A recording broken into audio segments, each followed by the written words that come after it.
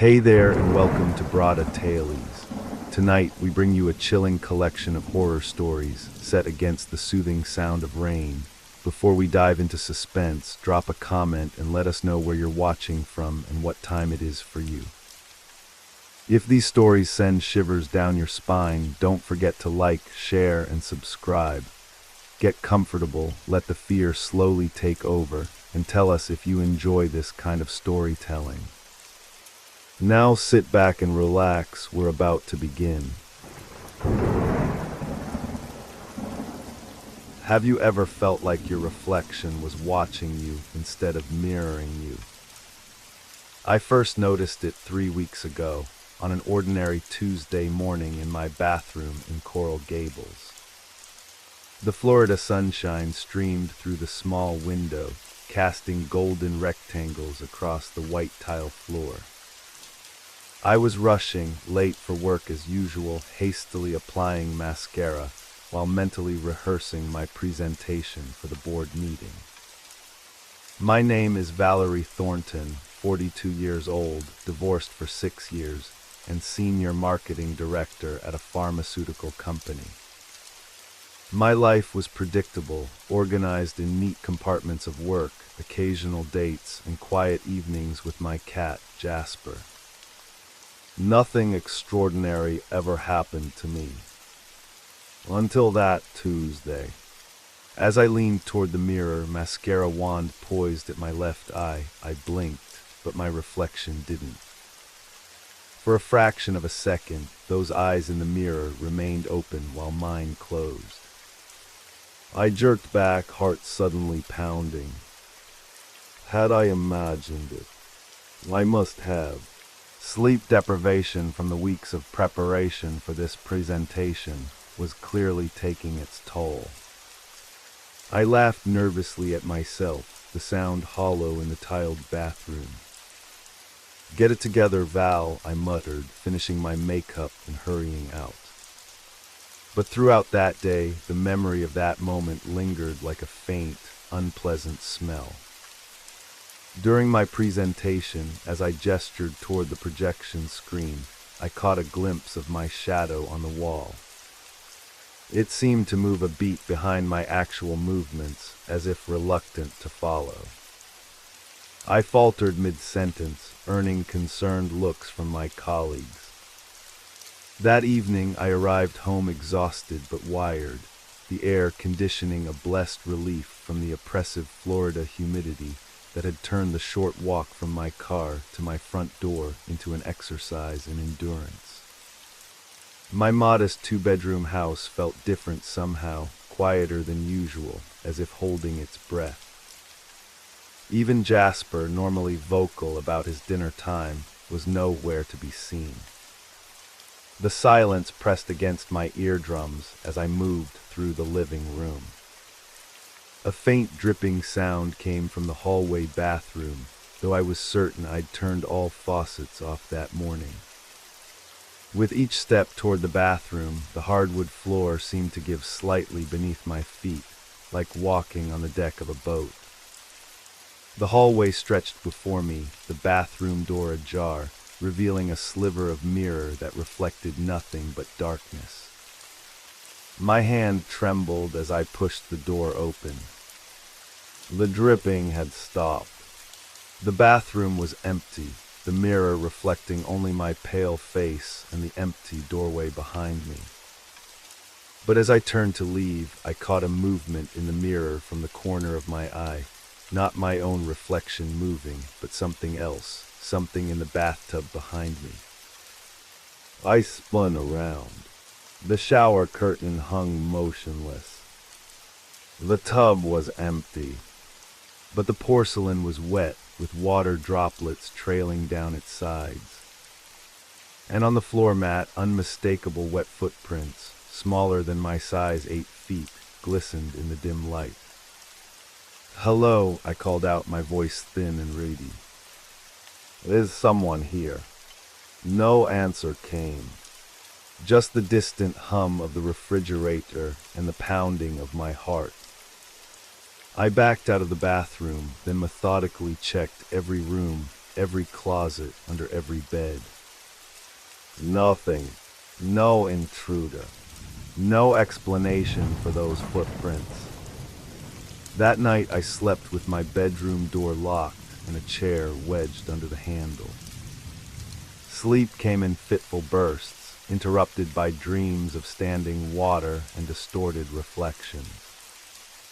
At one point I woke gasping for air, convinced I was drowning. My pillowcase was damp with sweat, and my mouth tasted of salt. The next morning I avoided the hallway bathroom, using the small half-bath off the kitchen instead. But even there, as I washed my hands, I couldn't help but notice how the water circled the drain counterclockwise, when I could have sworn it had always drained clockwise before. As I patted my hands dry, I caught my reflection in the small mirror above the sink. For a moment, just a moment, I thought I saw my reflection smile, though my own face was set in a grim line. I dropped the towel and fled the bathroom, deciding I could finish my makeup at work. As I grabbed my purse from the kitchen counter, I noticed Jasper sitting motionless by his food bowl, staring at something behind me. I turned, but there was nothing there, just the empty kitchen with morning light streaming through the windows.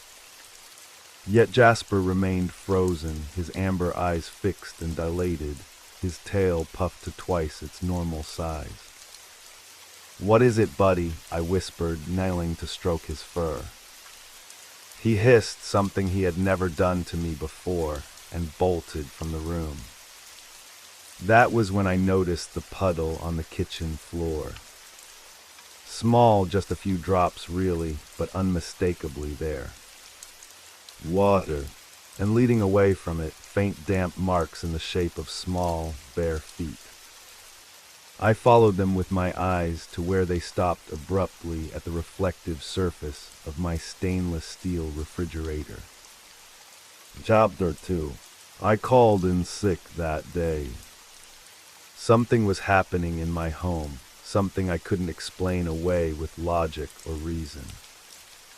I sat at my kitchen table, coffee growing cold before me, staring at the refrigerator where those wet footprints had disappeared. The stainless steel surface no longer showed any trace of moisture, gleaming innocently in the morning light. Was I losing my mind? The thought crept in, unwelcome but insistent. My mother had suffered from early onset dementia in her 50s. Was this how it began for her too? Not with forgotten names or missed appointments, but with impossible things that no one else could see. I pulled out my phone and called my friend Monica. "Can you come over?" I asked, trying to keep the tremor from my voice. I need someone else in the house right now." Monica arrived 40 minutes later, her expressive face pinched with worry. "You look terrible," she said bluntly as I opened the door. "What's going on?" I hesitated. How could I explain what I'd experienced without sounding deranged? "I've been seeing things," I finally said. "In mirrors. Reflections that don't." "Much." Monica's eyebrows rose, but to her credit, she didn't immediately suggest I see a psychiatrist. Instead, she followed me inside. "Show me," she said simply. I led her to the hallway bathroom, my pulse quickening as we approached. The door was closed, though I couldn't remember closing it. My hand hovered over the doorknob. "Val," Monica prompted. I pushed the door open. The bathroom looked normal, shower curtain open, tub dry, floor mat clean. The mirror reflected Monica and me standing in the doorway, our expressions matching ones of apprehension. "I don't see anything unusual," Monica said after a moment. It's not happening now, I said, frustration bleeding into my voice. But look, I pointed to the mirror, stepping closer. When I look in here, sometimes my reflection does things I'm not doing. And then I found wet footprints here and in the kitchen. Monica placed a hand on my shoulder. Have you been sleeping? You've been working so hard on that presentation. This isn't exhaustion, I insisted. Something is happening. Monica sighed. Let's get out of here for a bit. Maybe you need some fresh air, a change of scenery. I nodded, suddenly eager to leave the house. We decided to go to a small cafe by the beach. As we drove, the Florida landscape blurred outside the windows, palm trees, pastel-colored buildings, tourists in bright clothing. Normal, ordinary, the kind of scene that had surrounded me for the 15 years I'd lived here without incident. The cafe was busy but not crowded. We found a table near the large glass windows overlooking the ocean. The familiar rhythm of waves against sand soothed my frayed nerves, until I caught my distorted reflection in the chrome napkin holder on our table. It was my face, but not my expression. While I stared in horror, my reflection in the metal surface smiled, a slow, deliberate smile that stretched too wide across its face. I gasped, knocking the napkin holder to the floor.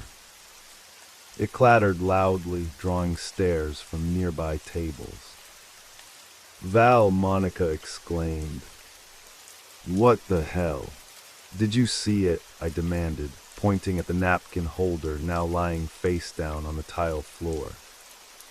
See what? Her voice had taken on the careful tone people use with unpredictable children. In the reflection, it was smiling at me.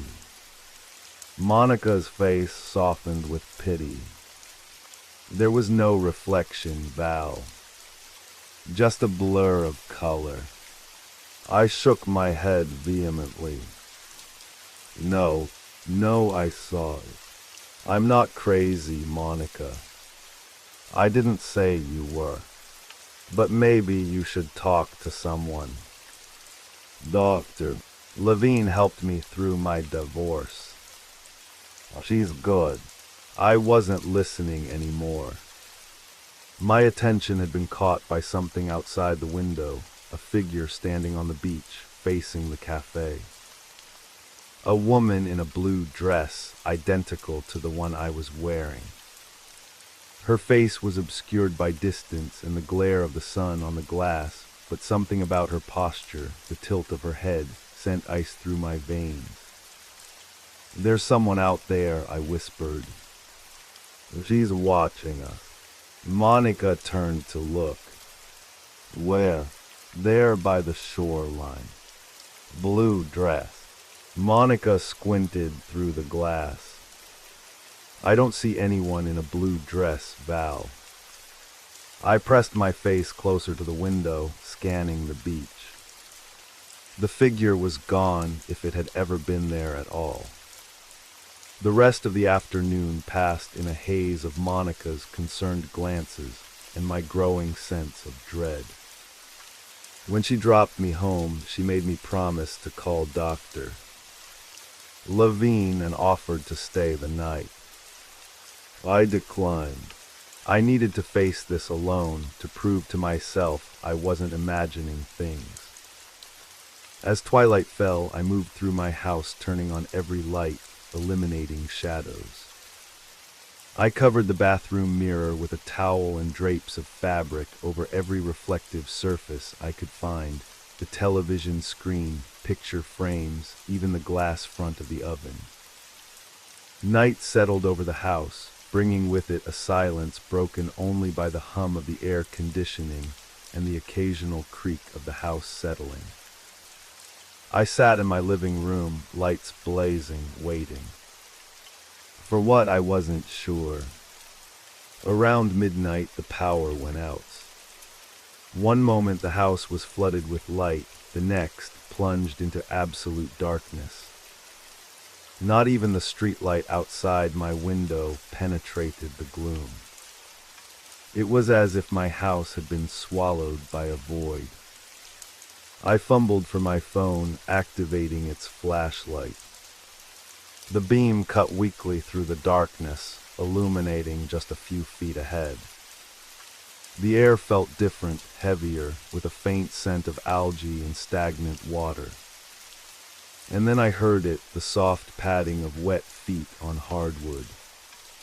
The sound came from the hallway, moving slowly toward the living room where I sat frozen. But, each footfall deliberate, unhurried. "Who's there?" I called, my voice cracking. No answer, just those footsteps drawing nearer. I swung my phone's light toward the hallway entrance. The beam caught nothing but empty space. Yet the footsteps continued, now at the threshold of the living room. And then a splash, as if someone had stepped into a puddle. Water began to seep into the living room from the hallway, spreading across the floor in a dark pool that reflected the beam of my flashlight. Within that reflection, I saw her for the first time clearly, a woman with my face but not my expression, standing where I sat. She was soaking wet, water streaming from her hair, her blue dress, my blue dress, plastered to her body. Her eyes met mine through the reflection in the water, and she smiled that too wide smile.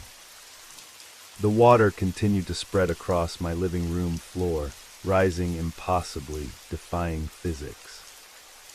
1 inch, or 2 inches. The reflection in the water grew clearer, more solid. I scrambled onto the couch as the water rose, my phone's light reflecting off the surface, creating disorienting patterns on the ceiling. The water smelled of salt and rot, like the ocean's deepest trenches. And then my phone died, plunging me back into darkness, alone with the sound of gently lapping water and the certainty that I was no longer alone in my home. Chapter 3. I don't know how long I huddled on that couch in the dark, listening to the soft splashing sounds of something moving through water that shouldn't have been there. Minutes stretched into hours, marked only by my ragged breathing and the erratic pounding of my heart. When dawn finally broke, pale light filtering through the windows, I opened my eyes to find my living room completely dry. No water stains on the hardwood, no dampness in the furniture. Nothing to suggest the terror of the night before had been anything but a vivid nightmare. Except for the lingering smell of salt and seaweed and the fact that my phone, which I distinctly remembered having at least 50% battery when the power went out, was completely dead. I moved cautiously through the house, checking each room. Everything appeared normal. The power was back on, the refrigerator humming, clocks blinking 12:00. Even Jasper had returned, lounging on my bed as if nothing had happened. In the kitchen, I plugged in my phone and made coffee with shaking hands. As the familiar aroma filled the room, I tried to make sense of what was happening. If I wasn't losing my mind, then something impossible was occurring in my home. Something connected to mirrors, to reflections, to water. My phone chimed as it came back to life. 3 missed calls from Monica and a text, checking in. "Call me when you can." I called her back immediately. "Val, thank God. I've been worried sick. Did you lose power too?" "Yes," I said, relief washing over me at this confirmation that at least part of last night had been real. The whole neighborhood. The whole county, apparently. Something at the main grid. Are you okay? You sound strange. I hesitated. I'm fine. Just, it was a long night. After assuring Monica I was alive and relatively sane, I hung up and turned to my laptop. If something supernatural was happening, and I could no longer deny that possibility, perhaps someone else had experienced it too. Perhaps there were answers online. I spent hours searching, moving reflections, mirror doppelganger, water apparition, sifting through a mix of horror stories, folklore, and paranormal discussion boards. Most were clearly fiction or the ramblings of unstable minds. But a few accounts made my blood run cold with their similarities to my experience. A man in Seattle who claimed his reflection would sometimes wink at him, followed by mysterious puddles appearing in his apartment.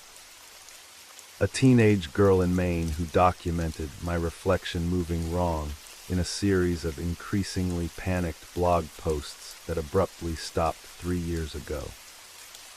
And most chillingly, a news article from 1973 about a woman found drowned in her bathtub in Coral Gables, less than a mile from my home, with the curious detail that neighbors reported seeing the deceased walking around her yard days after the body was discovered. The article included a grainy photograph of the house. I recognized it immediately as the development next to mine, built in the same era with the same architectural style. The caption noted that despite extensive investigation, police never determined how the woman, who lived alone, came to drown in a bathtub filled with what tests later showed was salt water. My research was interrupted by a knock at the door. I jumped, nearly knocking my coffee mug to the floor. Through the peephole, I saw Monica, her expression concerned. "I was in the neighborhood," she said when I opened the door. "Thought I'd check on you in person." I let her in, grateful for the company, but unsure how much to share about my discoveries. Monica moved through my living room with the familiarity of a frequent visitor, then stopped abruptly by the hallway.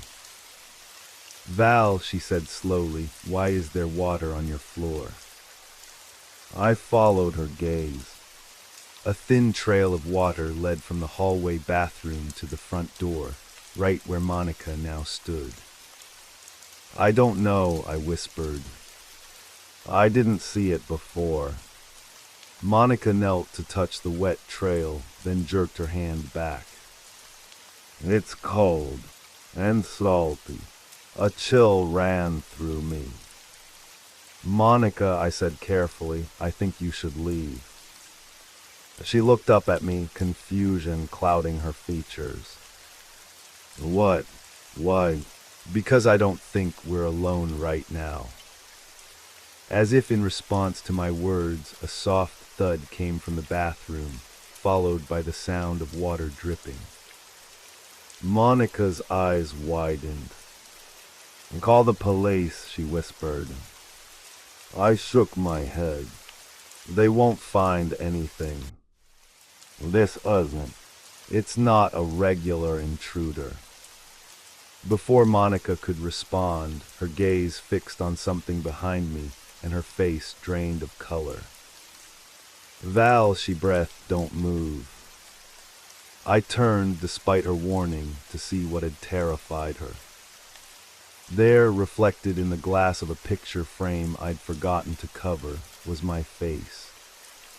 But while I was turned toward the hallway, my reflection was looking directly at Monica, its lips curved in that now familiar two-eyed smile.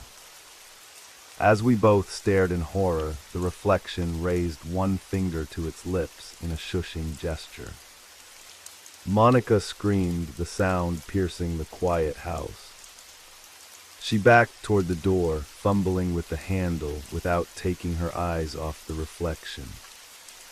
"Monica, wait," I started, but she was already outside, stumbling down my front steps.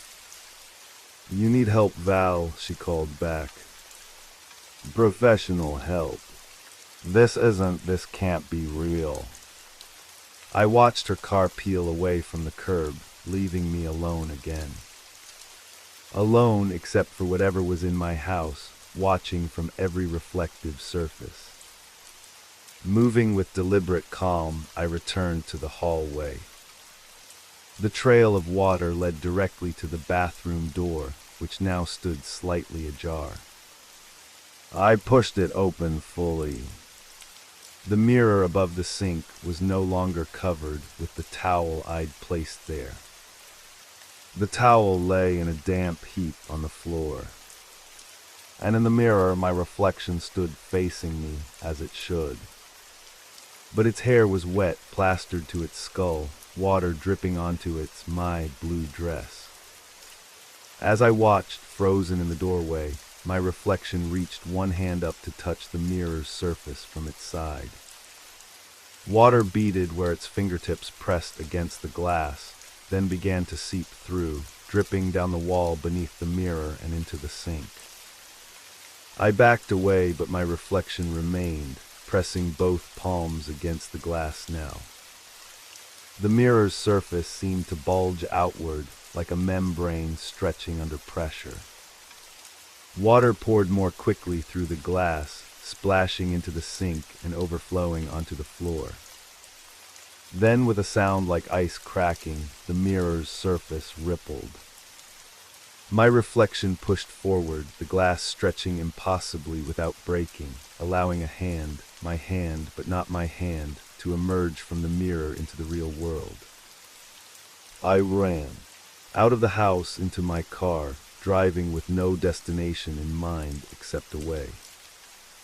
The Florida sunshine seemed obscene after what I'd witnessed, the cheerful palm trees and blue sky a mockery of normalcy. I ended up at a motel off the highway, a dingy place that catered to truckers and people who didn't want to be found. I paid cash for 3 nights, using a fake name when they asked. The room was sparse and worn, but it had one crucial feature. The mirror above the dresser had been removed, leaving only discolored wallpaper showing where it had once hung.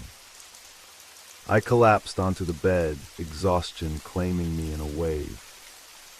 When I woke, disoriented and parched, the room was dark. Night had fallen while I slept. I fumbled for the bedside lamp, wincing as harsh light flooded the small space. That was when I noticed the bathroom door, slightly ajar, and the sound of water running. I hadn't turned on any water. I hadn't even entered the bathroom. Slowly I rose from the bed, my body protesting after hours of tension.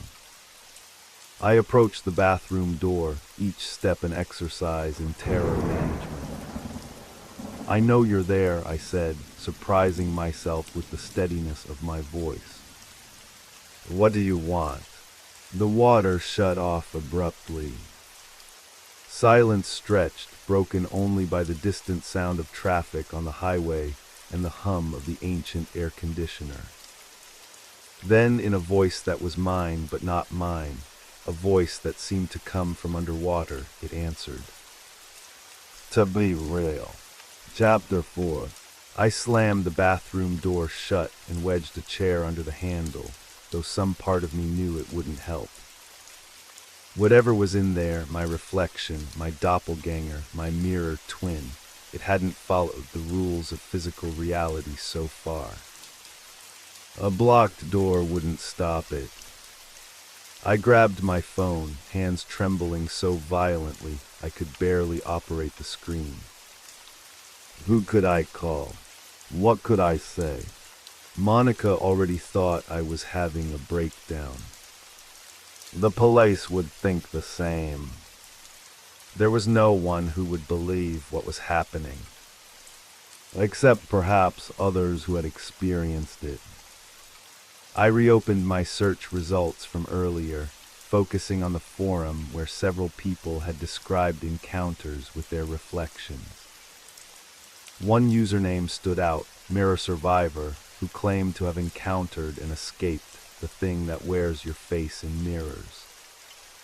I created an account and sent a private message describing my situation, trying to sound calm and rational despite my growing panic. Then I sat with my back against the motel room door, eyes fixed on the bathroom, waiting for either a response online or movement from within. The response came first. A simple message, "Where are you?" I hesitated before answering. This was a stranger on the internet, but they might be my only hope of understanding what was happening. Motel off I-95, near Coral Gables, Florida. The reply was immediate, "Get out of there now." It's stronger near water. Florida is the worst place you could be. Head inland.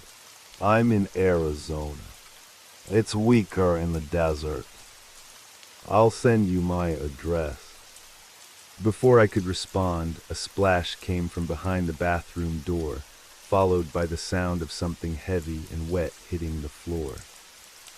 Then footsteps, slow, deliberate, squelching footsteps approaching the door. I didn't wait to see what would happen next. I grabbed my purse and car keys and fled the motel room, not bothering to check out. The night air hit me like a wall, humid and thick with the promise of rain.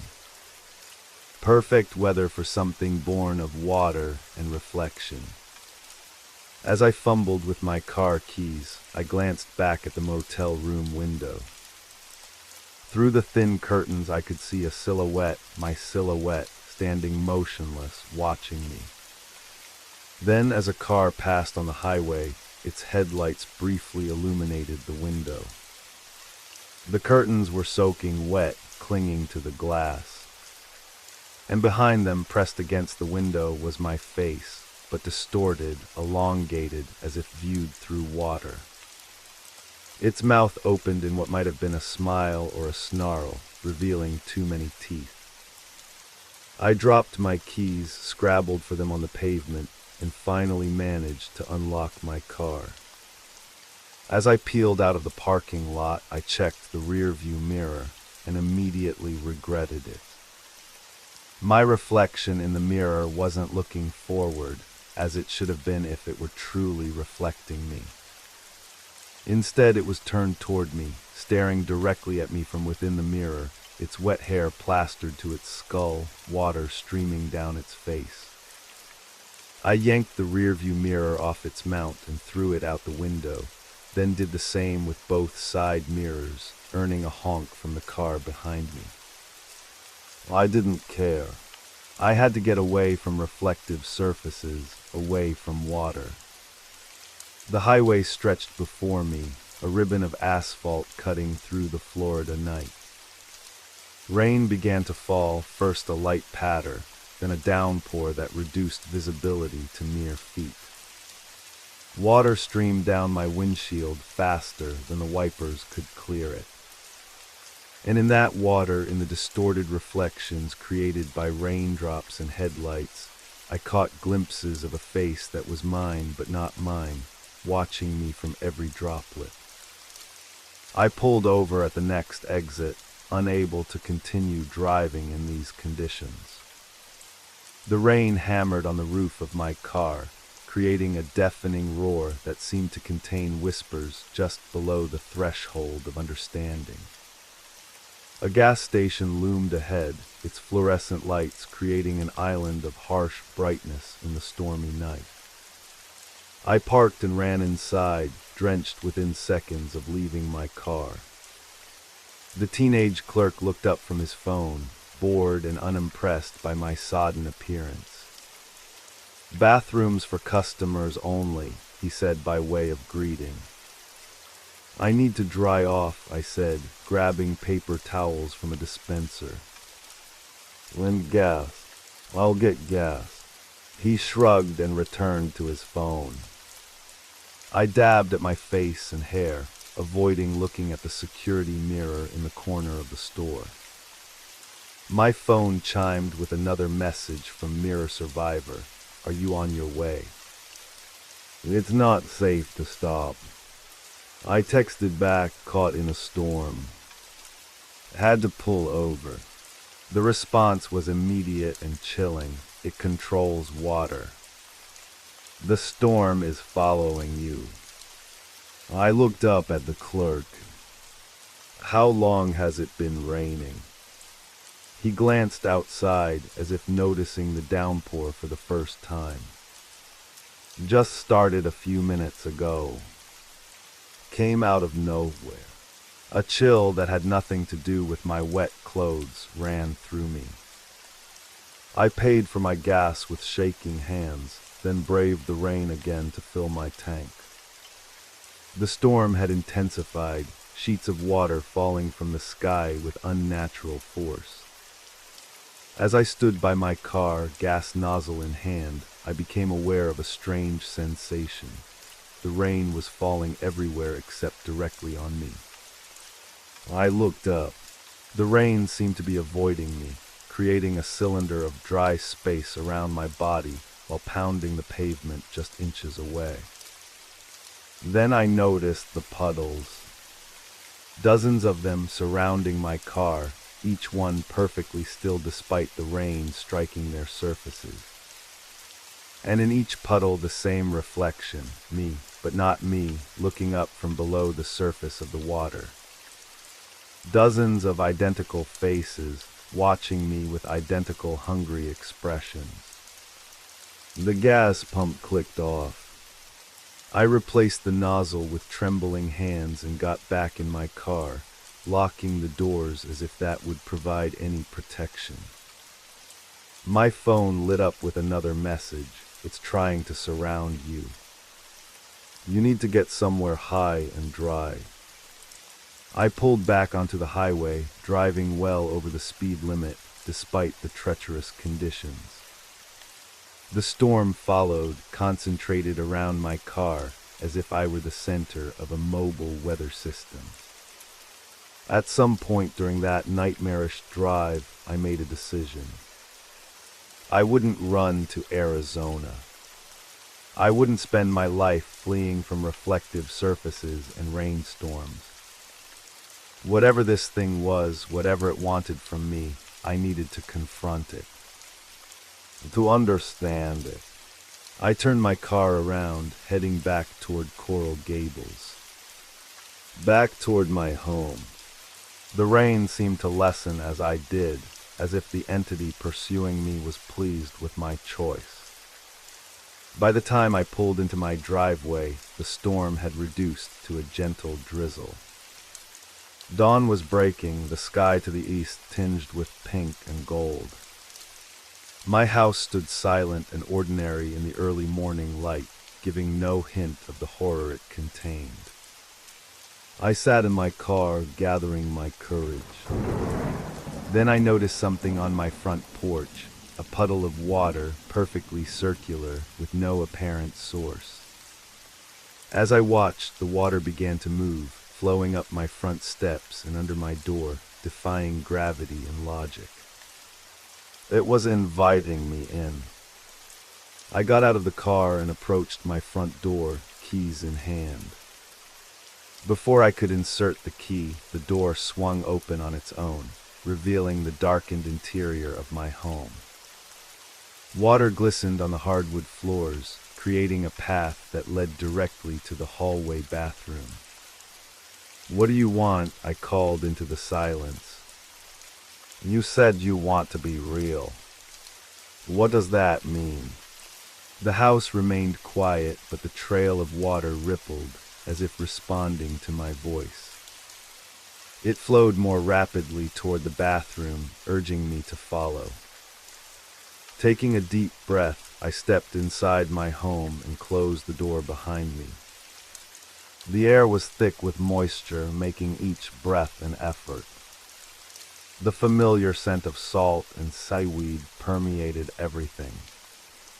I followed the water trail to the bathroom.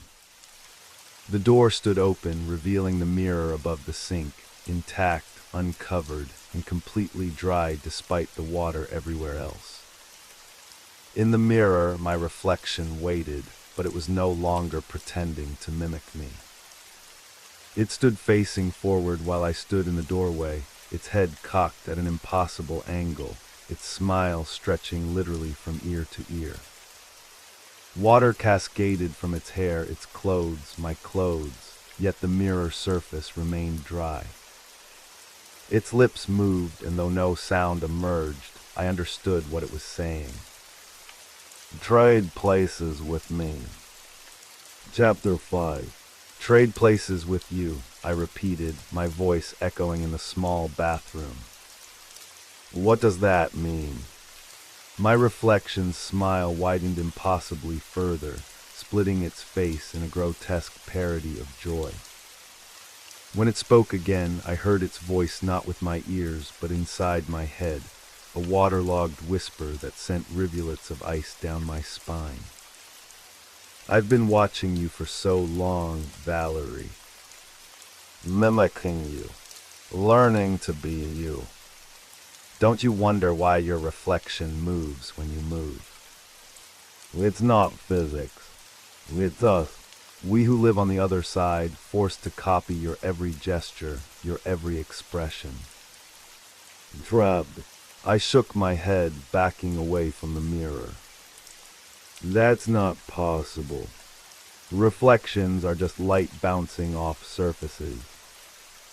My doppelganger laughed, a gurgling sound like water going down a drain. Is that what they taught you? How limited your understanding is. There is another world on this side of every reflective surface. A water world where we exist as pale copies of you. Until we find a way out.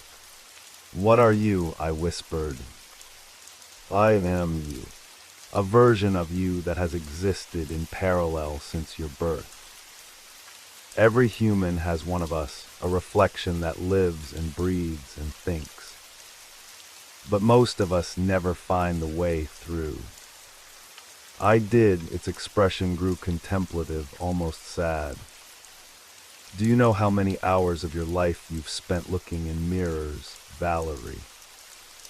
Applying makeup, fixing your hair, examining wrinkles, critiquing your body. Hours and hours of connection between us, strengthening the tether that binds us across worlds. As it spoke, I became aware of a strange sensation, a pulling, as if some invisible force was tugging at my skin, drawing me toward the mirror. What did you want from me? I asked, though I feared I already knew the answer. Freedom, it said simply. A life outside the reflection. Your life, and what happens to me if we trade places. Its smile returned, hungry and cruel. You take my place, of course. Behind the glass, under the water, reflecting someone else's life for eternity, or until you too find someone weak enough, lonely enough to let you through. I thought of the woman who had drowned in her bathtub in 1973, less than a mile from here. Had her reflection emerged, taking her place in the world while she drowned in that other watery realm? You've done this before, I said. To others, many times across many mirrors. It's easier here where water is everywhere. The boundary between our worlds is thinner near oceans, in humid places. It gestured around at the water that now covered the bathroom floor to a depth of several inches. Florida is perfect. I had to fight to keep my balance as the pull toward the mirror intensified. My reflection no longer needed to hide its nature, no longer bothered to match my movements. It pressed its palms against the mirror from its side, and the glass began to bulge outward like a membrane about to rupture. "I won't let you take my life," I said, bracing myself against the doorframe. "You don't have a choice, Valerie. I've been preparing for days, weakening the barrier between us. Those little moments when your reflection didn't quite match you. That was me testing my freedom. The wet footprints, me stepping partially through. And now it pushed harder against the glass, which stretched like plastic wrap. I'm coming all the way through." Water began to pour from the mirror in earnest, not just dripping but flowing as if from a broken dam. The bathroom floor was now submerged beneath 6 inches of cold salt water that soaked through my shoes and pants legs. I tried to back away to flee, but found I couldn't move. The invisible tether between me and my reflection had strengthened, holding me in place as surely as chains. "Don't fight it," my reflection urged, its voice almost gentle. "It will be easier if you don't resist. Just a moment of discomfort as we pass each other, and then you'll be on my side and I'll be on yours." "And then what?" I demanded, straining against the unseen force. "You just live my life. As me. Better than you did," it said with a smirk. "I've been studying you for 42 years. I know your weaknesses, your fears, your insecurities. I won't waste time like you have. I won't settle for mediocrity." As it spoke, its face began to emerge from the mirror, the glass stretching around its features like a latex mask. First the forehead, then the eyes, my eyes, but colder, harder, then the grotesquely stretched smile, all pushing through the mirror's surface, which thinned and distorted but didn't break. Water rushed around its emerging form, flooding the bathroom completely. I found myself standing in nearly a foot of icy water, unable to move away, unable to scream. The thing that wore my face was nearly halfway through now, its shoulders emerging, then its chest. The mirror frame stretched impossibly to accommodate its passage, the laws of physics surrendering to whatever dark force drove this entity. In that moment of pure terror, a strange calm settled over me. Perhaps it was shock, or perhaps some primitive part of my brain recognized that panic would only hasten my doom. Either way, I found myself thinking clearly for the first time since this nightmare began. This entity, whatever it was, had rules. It needed reflective surfaces. It needed water. It needed my fear and compliance. What if I denied it those things? With every ounce of willpower I possessed, I forced my hand to move, reaching slowly into my pocket.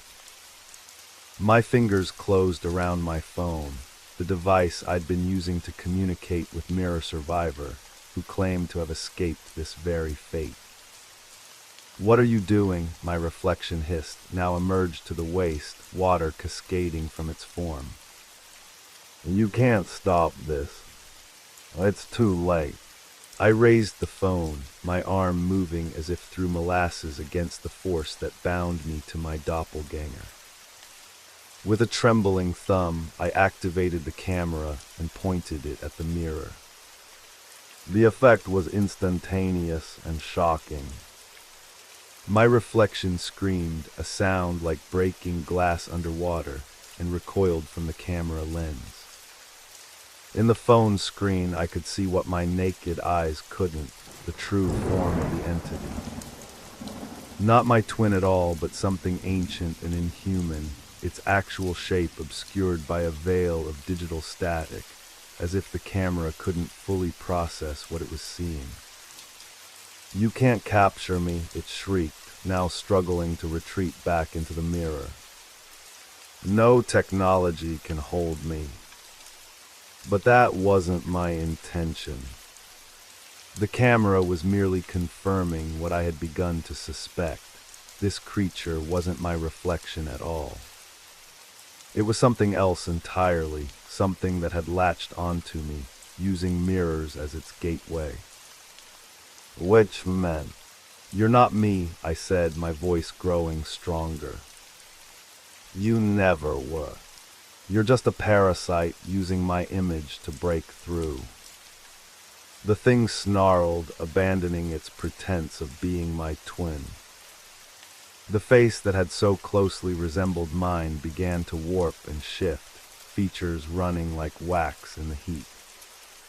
"Names have power," I continued, remembering fragments of folklore from my research. "And reflections can be controlled by those they reflect." I raised my free hand, and to my astonishment, the creature's corresponding limb was forced to mirror the movement, its earlier freedom of motion now constrained. "No," it howled, the sound sending cracks across every glass surface in the bathroom. "You don't understand what you're doing." But I did. For the first time since this began, I understood perfectly. This entity had spent days convincing me that it was stronger than me, that it controlled our connection. It had used my fear and doubt against me. But in truth, I was the original. I was the source. It was merely the reflection, bound by rules as old as light itself. "I deny you," I said, voice clear despite the water now reaching my knees. "I deny you entry to my world. I reclaim my reflection."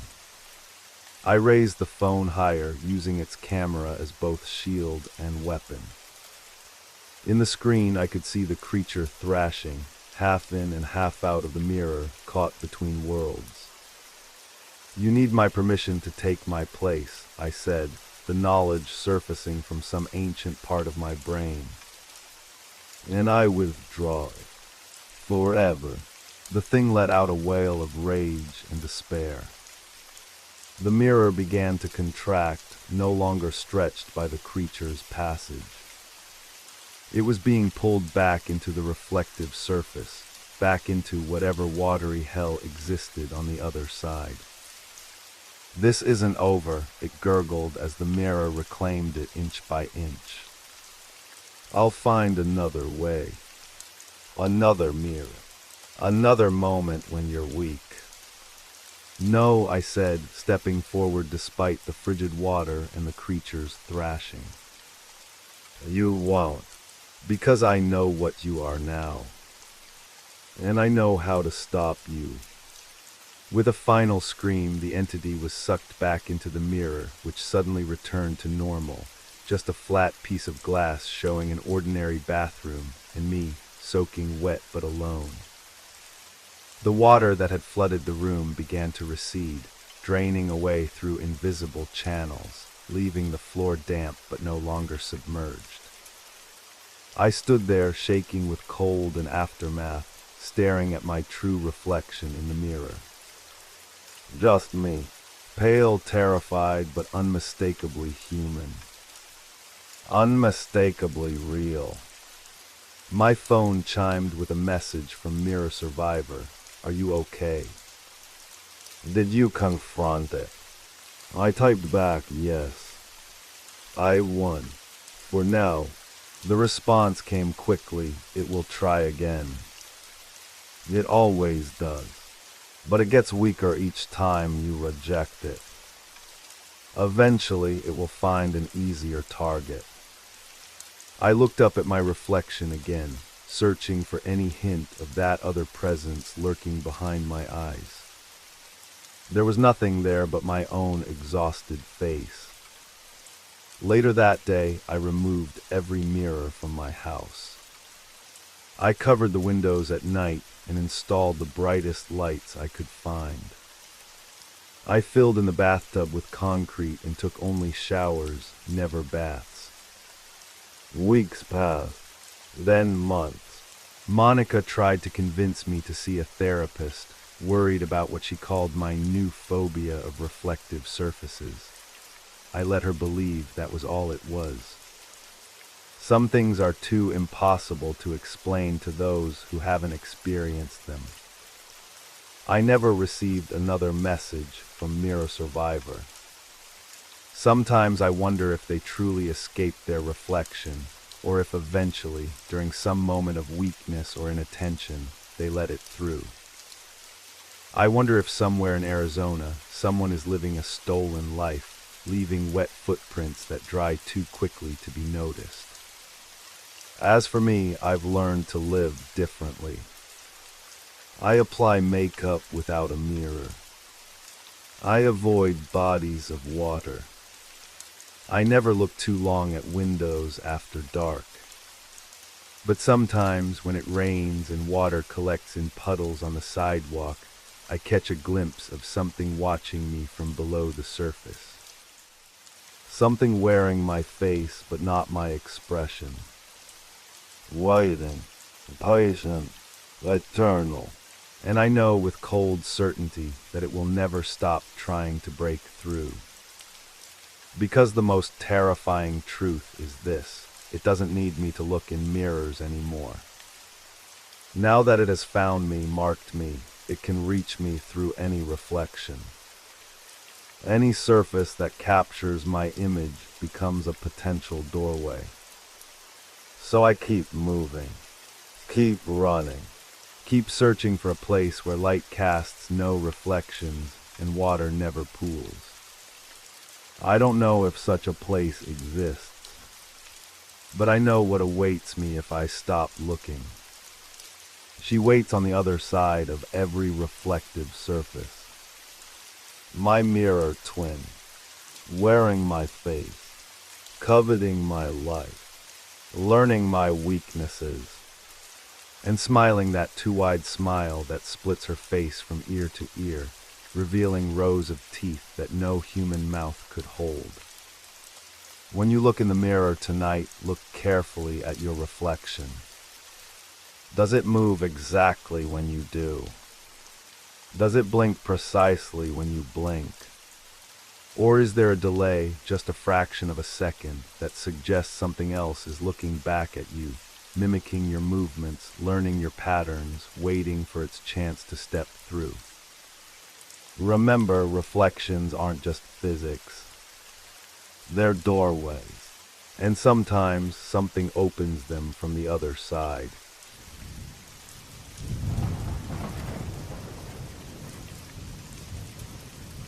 What happens when compassion becomes corruption? The late September air bit at my exposed skin as I trudged through the dense Minnesota forest. Each step crunched loudly against the carpet of fallen leaves, the sound echoing through the otherwise silent woods. My name is Daniel Fletcher, a wildlife biologist with the State Conservation Department, and I'd received an anonymous tip about suspicious activity deep in the Boundary Waters Wilderness area. Just a little farther, I muttered to myself, adjusting the weight of my backpack. My colleagues had dismissed the tip as another wild goose chase, but something about the caller's trembling voice had convinced me to investigate alone. The trees here grew unusually close together, their branches intertwining overhead to block most of the afternoon sunlight. I checked my GPS again. According to the coordinates, I should be approaching the location, though nothing seemed out of place in the pristine forest. Then I noticed it, a faint trail where the underbrush had been trampled repeatedly. Not a deer path, this was wider, more deliberate. I followed it, moving cautiously and listening for any unusual sounds. The wind shifted, bringing with it an acrid smell that didn't belong in these woods, antiseptic mixed with something else, something wrong. My pulse quickened as I crested a small rise and finally saw it. A low, concrete building partially reclaimed by nature, its gray walls mottled with moss and lichen. No signage, no indication of its purpose. Just a solid metal door set into the hillside. For a moment I considered turning back, calling for backup. But curiosity pushed me forward. As I approached, I became aware of a peculiar sensation. The forest had gone completely silent. No birdsong, no rustling of small animals in the undergrowth. Even the wind seemed to hold its breath. The heavy stillness pressed against my eardrums like cotton wool. "Hello," I called out, my voice sounding flat and muted. No response. The door was secured with a padlock, but it hung open, broken. Someone had been here recently. I pulled out my flashlight, took a deep breath of clean air, and stepped inside. The interior was surprisingly well preserved, a long corridor with doors on either side, emergency lights still functioning on backup power. The floor was concrete, stained with dark patches I didn't want to identify. The air inside was stale, thick with the smell of chemicals and something organic and rotten. "Wildlife Management Facility," read a faded sign on the wall. But this didn't look like any conservation facility I'd ever seen. The first room I checked confirmed my suspicions. Rows of empty metal cages lined the walls, each equipped with feeding tubes and restraint mechanisms. A large examination table dominated the center, its surface scratched and marked with dried stains. Surgical implements lay scattered about, some rusted, others gleaming as if recently cleaned. My stomach clenched as I moved to a filing cabinet in the corner. Most drawers were empty, but one contained a single folder labeled Project Evolution, Stage 3. Inside was a single sheet of paper with a handwritten note. Subjects showing remarkable cognitive development. Vocal capabilities developing beyond expectations. Ethical concerns noted but overruled by committee. Proceed to Stage 4. The date on the paper was from 3 years ago. I continued down the corridor, each room revealing more disturbing evidence, larger restraint systems, sophisticated monitoring equipment, and in one room, what appeared to be a classroom setup with simple picture books and basic language tools. "What the hell were they doing here?" I whispered. A soft sound from deeper within the facility stopped me cold, a scraping noise like claws on concrete. Then silence again. I froze, listening intently. My rational mind insisted it was just the building settling, or perhaps a raccoon that had found its way inside. But a primal part of my brain was screaming at me to run. The light from my flashlight dimmed slightly, the batteries weakening at the worst possible moment. I tapped it against my palm, and it flickered back to full strength, illuminating a set of wet paw prints on the floor ahead of me. Fresh prints leading away from me down the corridor. Too large for a raccoon. Too unusual in shape for any woodland creature I could identify. The prints led to a heavy metal door marked Containment Area. Unlike the other doors, this one was secured with a keypad lock. But like the entrance, it wasn't fully closed. Something had forced it open, bending the metal around the locking mechanism. From beyond the door came a sound that turned my blood to ice, a whimper that started as animal but rose in pitch and articulation until it sounded almost like speech. Almost like a word. "Help," I stood paralyzed, my scientific curiosity battling with growing terror. Whatever was behind that door wasn't natural. It wasn't supposed to exist. The lights in the corridor flickered, then steadied. In that brief moment of darkness, I heard movement, the soft pad of feet, the click of claws coming from behind me now. I whirled around, my flashlight beam slicing through the gloom, catching a glimpse of something retreating around a corner, something that moved with unnatural fluidity, too tall, too aware. My heart hammered against my ribs as I backed toward the exit, keeping my light trained on the corridor before me. The prickling sensation of being watched intensified with each step. A low growl emanated from somewhere in the darkness, a rumble that vibrated through the concrete and into my bones. It didn't sound angry. It sounded hungry. The exit was 20 feet away now. 15, 10. Something skittered across the ceiling above me, impossible, unthinkable, and I broke into a run, abandoning all pretense of calm. I burst through the outer door into the fading daylight, gulping fresh air as if I'd been underwater. Behind me, from deep within the facility, came a chorus of sounds, scratching, movement, and what could only be described as voices engaged in conversation, though in no language I'd ever heard. As I stumbled back toward the trail, I glanced back once. In the doorway of the facility stood a figure, backlit and indistinct. It raised what might have been a hand or a paw in what seemed like a gesture of farewell, or a promise to meet again. I ran until my lungs burned, the coordinates of the facility seared into my memory. Whatever I'd found, whatever had been created there, it wasn't contained anymore.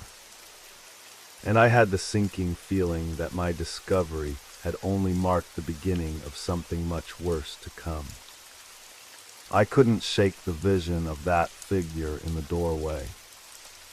The way it had stood, not quite animal, not quite human, had haunted my dreams for 3 consecutive nights. Despite my better judgment, I hadn't reported the facility to my department superiors. Something told me they already knew about it. The anonymous tip, the remote location, the abandoned but not decommissioned equipment.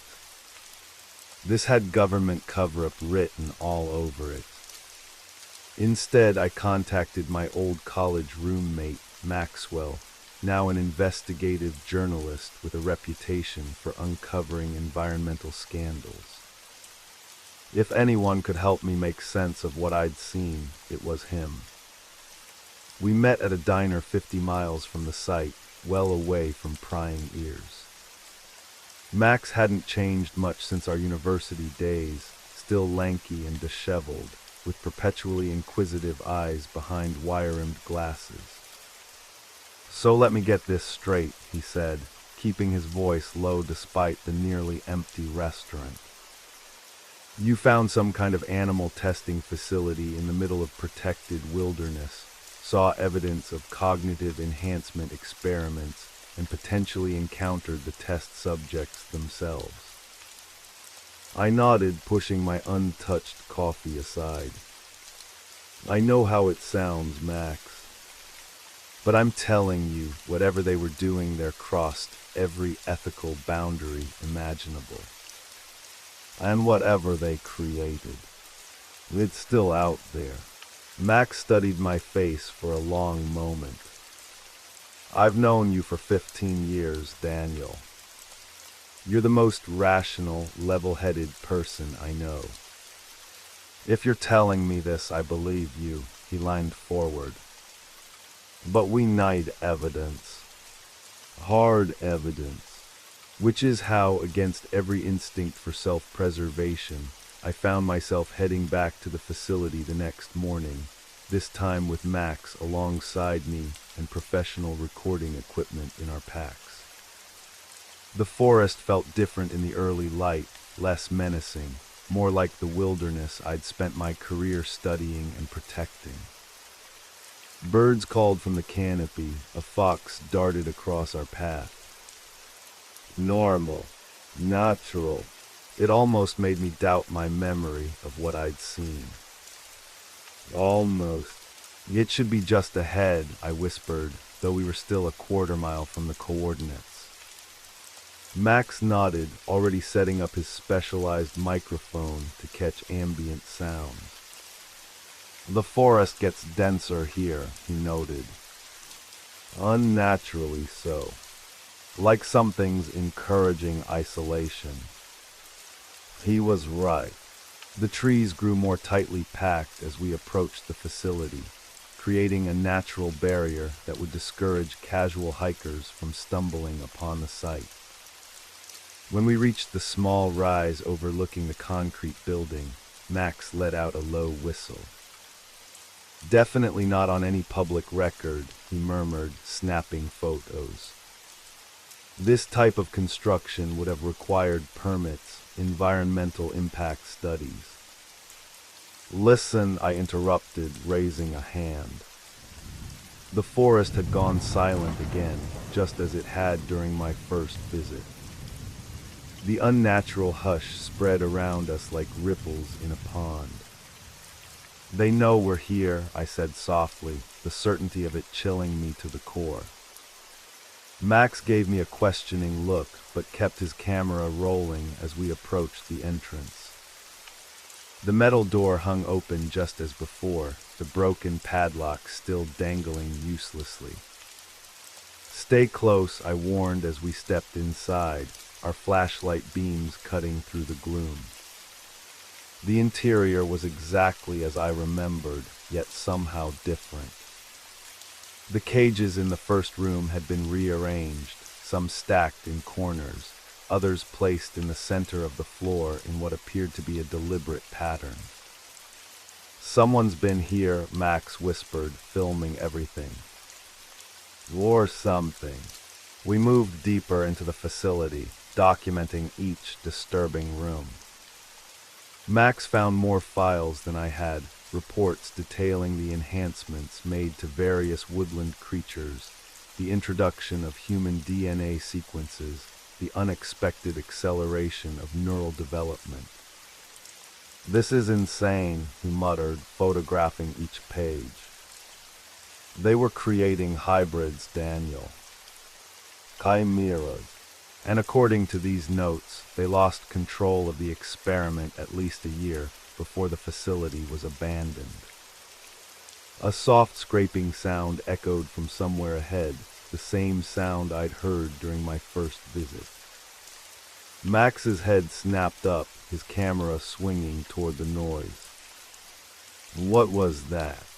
We should go, I said, suddenly aware of how vulnerable we were. Not yet, Max insisted, moving toward the heavy metal door marked containment area. This is where they kept the successful subjects, according to these files. The door stood slightly ajar, just as before.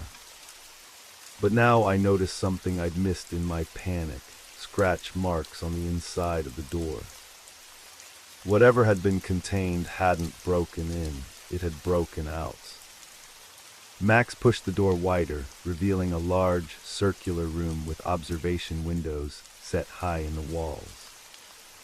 The center contained what looked like habitat enclosures, artificial trees, rock formations, small pools of stagnant water. And everywhere signs of intelligent modification. The rocks had been arranged into structures too deliberate to be natural. Pieces of laboratory equipment had been repurposed into crude tools. And on the walls, markings that sent ice through my veins, crude symbols scratched into concrete, some resembling letters, others entirely alien. They're communicating, Max breath, filming everything. These aren't random marks. This is language development. A rustling sound came from behind one of the artificial rock formations. We both froze. "Hello," Max called softly, his journalistic curiosity overriding caution. "We won't hurt you." The rustling stopped. Then slowly a figure emerged from behind the rocks. My breath caught. It moved on all fours but rose occasionally to a hunched bipedal stance. Its body resembled a wolf in basic structure, but the proportions were wrong, limbs too long, head too large, with an unsettling flexibility to its movements. But it was the eyes that truly revealed the horror of what had been done, unmistakably intelligent, watching us with calculated awareness. "Oh my God," Max whispered, his camera still running. The creature's head tilted, an eerily human gesture of curiosity. Its mouth opened, revealing teeth designed for tearing flesh, and from it came sounds that should have been impossible for such a creature to make. "Why, come back." The words were malformed, guttural, but unmistakable. I staggered backward, bumping into Max, who stood transfixed by what he was recording. "It's speaking," he said unnecessarily, his voice thick with shock and a terrible wonder. "Daniel, it's actually speaking." The creature took a step toward us, and another emerged from the shadows behind it. This one had features that suggested a bear in its genetic makeup, but with the same wrongness, the same intelligence burning in its eyes. "They said more would come," the second creature rumbled, its articulation clearer than the first. "Who said?" Max asked, his reporter's instincts kicking in despite the impossible situation. "Who did this to you?" A low chorus of growls emanated from the darkness around the room as more shapes became visible, more hybridized abominations, each watching us with that same unsettling awareness. "Men in white," said the wolf thing. "Men who cut. Men who change." "We're not like them," I said quickly, raising my empty hands. "We just want to understand what happened here." The bear creature made a sound that chillingly resembled laughter. "Understand? No, you fear. We say it. Smell it. It was right." Terror pulsed through me with each heartbeat as I took in the full scope of what surrounded us. At least a dozen creatures, each a twisted amalgamation of animal and human characteristics, all watching us with predatory intelligence. "What do you want?" Max asked, his camera still somehow steady in his hands. The wolf creature moved closer, now standing fully upright in its unnatural, hunched manner. When it spoke again, its voice had changed, becoming almost plaintive. "Freedom," it said. "Help." For a moment, a wave of sympathy washed over me. These beings hadn't asked to be created, to be trapped between worlds, neither fully animal nor human. Then I saw its eyes shift, saw the hunger there, the calculation. And I understood with sudden, terrible clarity that we were not potential allies. We were potential vessels, new bodies to study, perhaps to attempt to become more like. "We need to leave," I whispered to Max. "No." The creatures sensed my fear, their postures changing subtly, becoming more predatory. The wolf thing's mouth stretched in what might have been an attempt at a smile, revealing rows of gleaming teeth. "No leave," it said simply. "No one leaves." Max began backing toward the door, finally recognizing the danger. "We can help you," he said, though his voice betrayed his terror. "We can tell people what was done here." "No people," growled the bear creature. "People destroy. We survive." They began to move as one, circling us with the coordinated precision of pack hunters. But these weren't just animals following instinct. These were beings with the capacity for revenge, for cruelty, for calculation. We bolted for the door together, Max still somehow filming over his shoulder as we ran. Behind us came the sound of pursuit, not the chaotic scramble of animals, but the coordinated chase of predators who could anticipate our route.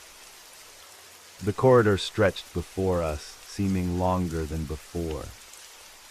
My lungs burned as we sprinted toward daylight, the sounds of pursuit growing closer with each second. "They're hurting us," Max gasped as we veered toward a side passage, only to be cut off by one of the smaller creatures dropping from an overhead vent. He was right. They weren't just chasing us, they were directing our flight, manipulating our fear to drive us deeper into the facility rather than toward the exit. "This way," I shouted, grabbing Max's arm and pulling him down another corridor, one I remembered from my first exploration. We burst through a set of double doors into what had once been a laboratory, slamming them shut behind us and dragging a heavy metal cabinet against them. Not a moment too soon, something heavy slammed against the doors from the other side, making them bulge inward. "What now?" Max panted, still gripping his camera like a lifeline. I scanned the room desperately, looking for another exit. There, a narrow maintenance passage in the far wall. Through there. As we clambered into the passage, the cabinet began to slide away from the doors behind us, pushed by coordinated strength on the other side. We crawled through the cramped tunnel, the sounds of pursuit growing more distant. After what felt like an eternity, we emerged into a different part of the facility, a section I hadn't explored before, with equipment that looked more advanced, more specialized. "Where are we?" Max whispered, filming our surroundings. The room contained incubation chambers, gene sequencers, and most disturbingly, a wall of photographs showing the progress of the experiments, animals in various stages of horrific transformation, their expressions capturing the agony of forced evolution. "This is where it started," I said grimly. "Patient Zero." At the center of the room stood a single containment unit larger than the others, its glass cracked but still intact. Inside was a dry habitat with sophisticated monitoring equipment, all dead now. And on a metal plate affixed to the unit, a name, Project Prometheus Subject Alpha. Max zoomed in on the plate, then on the habitat itself. "It's empty," he observed. "Whatever they created first. It's not here." A sudden chill ran down my spine as I realized the implication. "It's not here because it's lighting them," I whispered.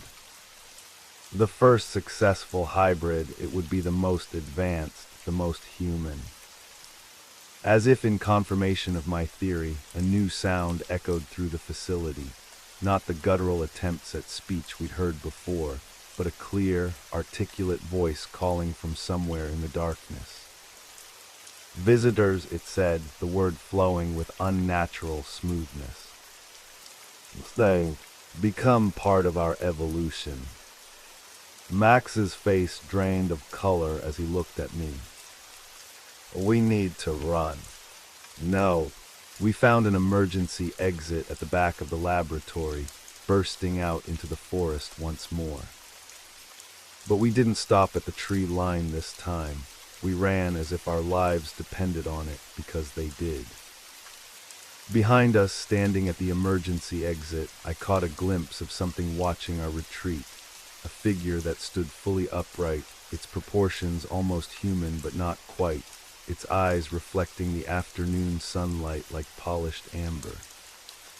It raised a hand in that same gesture I'd seen days before, not a farewell this time, but a promise. We will find you. As we crashed through the underbrush, putting distance between ourselves and the facility, one terrible certainty solidified in my mind. What had been unleashed there wouldn't stay contained to the deep forest for long. The impossible had been made real through human arrogance, and now the world would have to face the consequences. And we had the footage to prove it. Nobody will believe this, Maxwell said for the third time, pacing the small motel room where we'd holed up after our escape. Outside, rain lashed against the windows, turning the afternoon dark and gloomy. And they'll say it's fake, that we doctored the footage. I sat on the edge of the bed, scrolling through the photos on his camera. Each image was more disturbing than the last. The facility's interior, the modified cages, the wall of progress photographs showing the gradual transformation of ordinary woodland creatures into something nightmarish.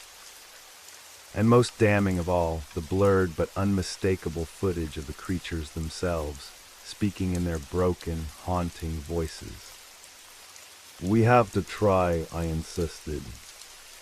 Whatever they created back there, it's intelligent and organized. And angry. Max stopped pacing and looked at me. You think they'll come after us? The memory of those calculating eyes, that raised hand and what felt like a threat, sent a chill through me. I think they remember who hurt them. And now they know there's a world beyond those woods. I hadn't told Max about my growing suspicion that the creatures had allowed us to escape. That they wanted their story told, wanted the world to know what had been done to them. Because revenge against a few scientists wasn't enough, they wanted accountability from an entire species. My phone buzzed with an incoming text. Unknown number. We need to talk about what you found. Meet 8T, the Northern Diner. 1 hour. Come alone. I showed the message to Max, whose eyes widened. Who knows we're here? No one, I replied, a knot forming in my stomach. I didn't tell anyone at the department, and you said you hadn't filed your story yet. Are you going? Max asked, already knowing the answer. I have to, but I'm not going alone. I stood up, gathering my jacket. Make a copy of everything we have. If I'm not back in 2 hours, release it all. The Northern Diner was a rundown establishment off the highway, the kind of place that catered to truckers and locals who didn't ask questions. At this hour, it was nearly empty, just a tired-looking waitress wiping down counters and a single patron nursing a coffee in the far booth. The man looked up as I approached. He was middle-aged, with the weathered face of someone who spent too much time outdoors and not enough time sleeping.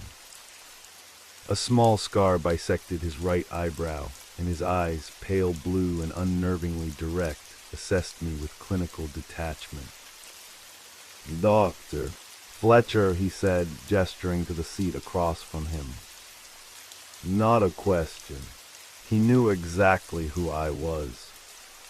I slid into the booth, keeping my hands visible on the table. You have me at a disadvantage. A thin smile. Doctor Vincent Mercer. I was head of research at the facility you recently discovered. My blood ran cold, but I kept my expression neutral. That place should have been destroyed, not abandoned. Mercer's smile faded. That was the intention. The project was scheduled for complete demolition after the subjects were terminated. But circumstances changed. You mean your subjects got loose, I said, unable to keep the disgust from my voice. What the hell were you people doing out there? Those weren't animals anymore. That was precisely the point, Doctor. Fletcher Mercer sipped his coffee calmly. Project Prometheus began as a simple gene therapy program to enhance animal cognitive abilities, helping endangered species adapt more quickly to environmental changes. But we discovered something extraordinary in the process. The waitress approached, but Mercer waved her away with a practiced gesture. We found that certain combinations of human and animal DNA created not just enhanced animals, but something entirely new, beings capable of abstract thought, rudimentary language, tool use. The evolutionary leap was unprecedented. It was unethical, I countered. You played God with those creatures. We advanced understanding, he corrected coldly. But yes, there were complications. Subject Alpha was the first successful hybrid, part wolf, part other canids, with the highest percentage of human DNA we dared to use. Its cognitive development exceeded all projections. Within months, it was solving complex puzzles, communicating through a symbol system we developed, even showing signs of emotional intelligence. And then it got smart enough to escape, I guess. Mercer's expression tightened. Well, it didn't just escape. It planned. It waited until a scheduled power maintenance cycle, then triggered a systematic failure that released the other successful subjects. They coordinated. 17 researchers died that night. I remembered the dark stains on the facility floor, the gouges in the metal doors. And instead of hunting them down, containing your mistake, you just locked the place up and walked away. We tried containing them, Mercer snapped, his composure cracking. 3 military teams went in. None came out. Whatever they've become in there, they're adapting, evolving even faster than our models predicted. So yes, we sealed the area, classified it, and hoped they'd remain isolated in the deep forest. But they haven't, have they? I leaned forward. That's why you contacted me. Something's changed. Mercer reached into his jacket and pulled out a tablet. He tapped the screen a few times, then slid it across the table. On it was a series of satellite images showing the forest around the facility. In the earliest images, the tree canopy was unbroken. But in later shots, patterns emerged, clearings that hadn't existed before, arranged in what appeared to be deliberate formations. They're building, I said, incredulous. Organizing. Not just building, Mercer said grimly. Like expanding. These images show a systematic clearing pattern radiating outward from the facility. And in the past month, we've had reports of unusual predator activity in surrounding areas. Livestock disappearances. Hunting cameras destroyed, but not before capturing images of things that shouldn't exist. He swiped to a final image, a blurry night vision shot of something moving on 2 legs at the edge of a farm. Too tall for a wolf, too lame for a bear, with a silhouette that was almost, but not quite, human. Why tell me this, I asked, though I was beginning to understand. Why not handle it through official channels? Because official channels are concerned with containment and deniability, not accountability, Mercer said, suddenly looking exhausted. What we created, what I helped create, needs to be understood before it can be addressed. And you, with your footage and your journalist friend, might be the only chance for the truth to come out before they implement the contingency plan. A chill ran through me. What contingency plan? Mercer looked me directly in the eyes. In 48 hours, the entire area is scheduled for forest fire management, an orchestrated burn designed to destroy everything within a 15-mile radius of the facility. Official story will cite lightning strikes, dry conditions. A standard procedure. That's thousands of acres of protected wilderness, I protested. And what if it doesn't work? What if they've spread beyond your containment zone? That's exactly why I'm talking to you, Mercer said quietly. Because I don't think it will work. I think they've already established auxiliary locations. And I think they're intelligent enough to anticipate this exact response. He slid a USB drive across the table. Everything we knew about them, their capabilities, limitations, projected development. Release it with your footage. Make it impossible to cover this up with a convenient forest fire. I pocketed the drive, my mind racing. Why the change of heart, Doctor? Martha, you were happy enough to experiment on those animals. Why care about the truth now? A shadow passed over his face. Because I've seen what they're becoming. The latest trail cameras show them using complex tools, wearing crude garments made from forest materials. They're not just surviving out there, they're developing culture. And their physical evolution is continuing at an accelerated rate. He pulled back his sleeve, revealing a forearm marked with parallel scars, claw marks, long healed but still vivid. I was the only senior researcher to survive the initial breach. I saw Subject Alpha standing over me, choosing whether to kill me. And in its eyes I saw something I never expected to create, judgment. Moral reasoning. It let me live so I would remember what we'd done. The implications were staggering. Not just intelligent animals, but the birth of an entirely new sentient species, one with every reason to hate humanity. You should run, I told him, suddenly certain.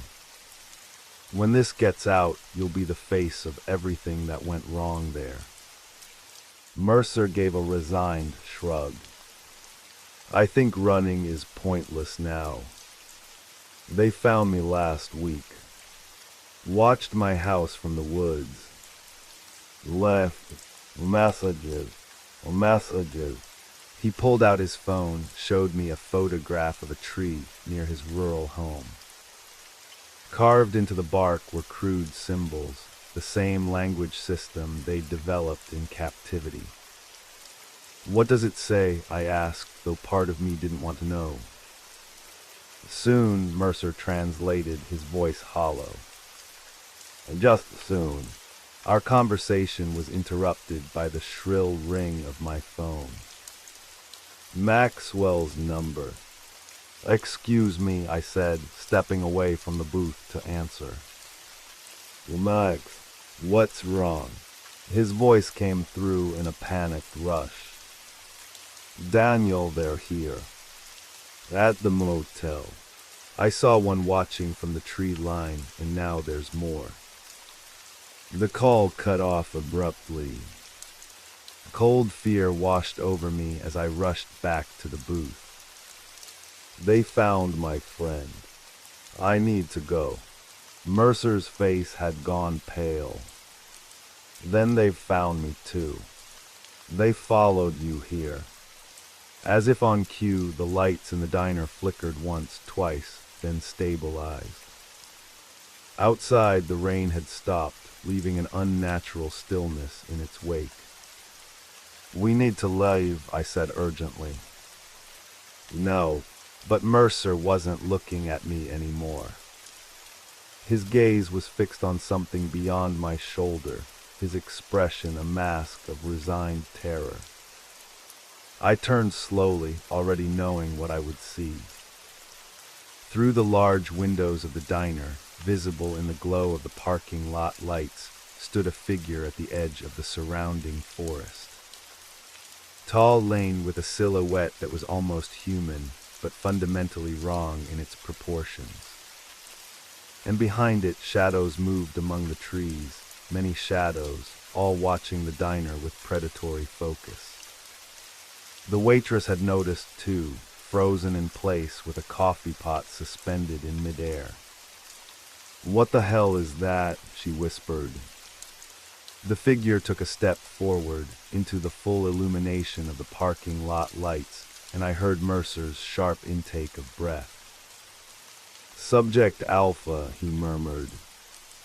It stood nearly 7 feet tall, its body a disturbing blend of wolf and human characteristics, covered in dark fur but with a posture that was fully bipedal, hands that were too dexterous, a face with a muzzle that was shorter than a wolf's but still clearly not human.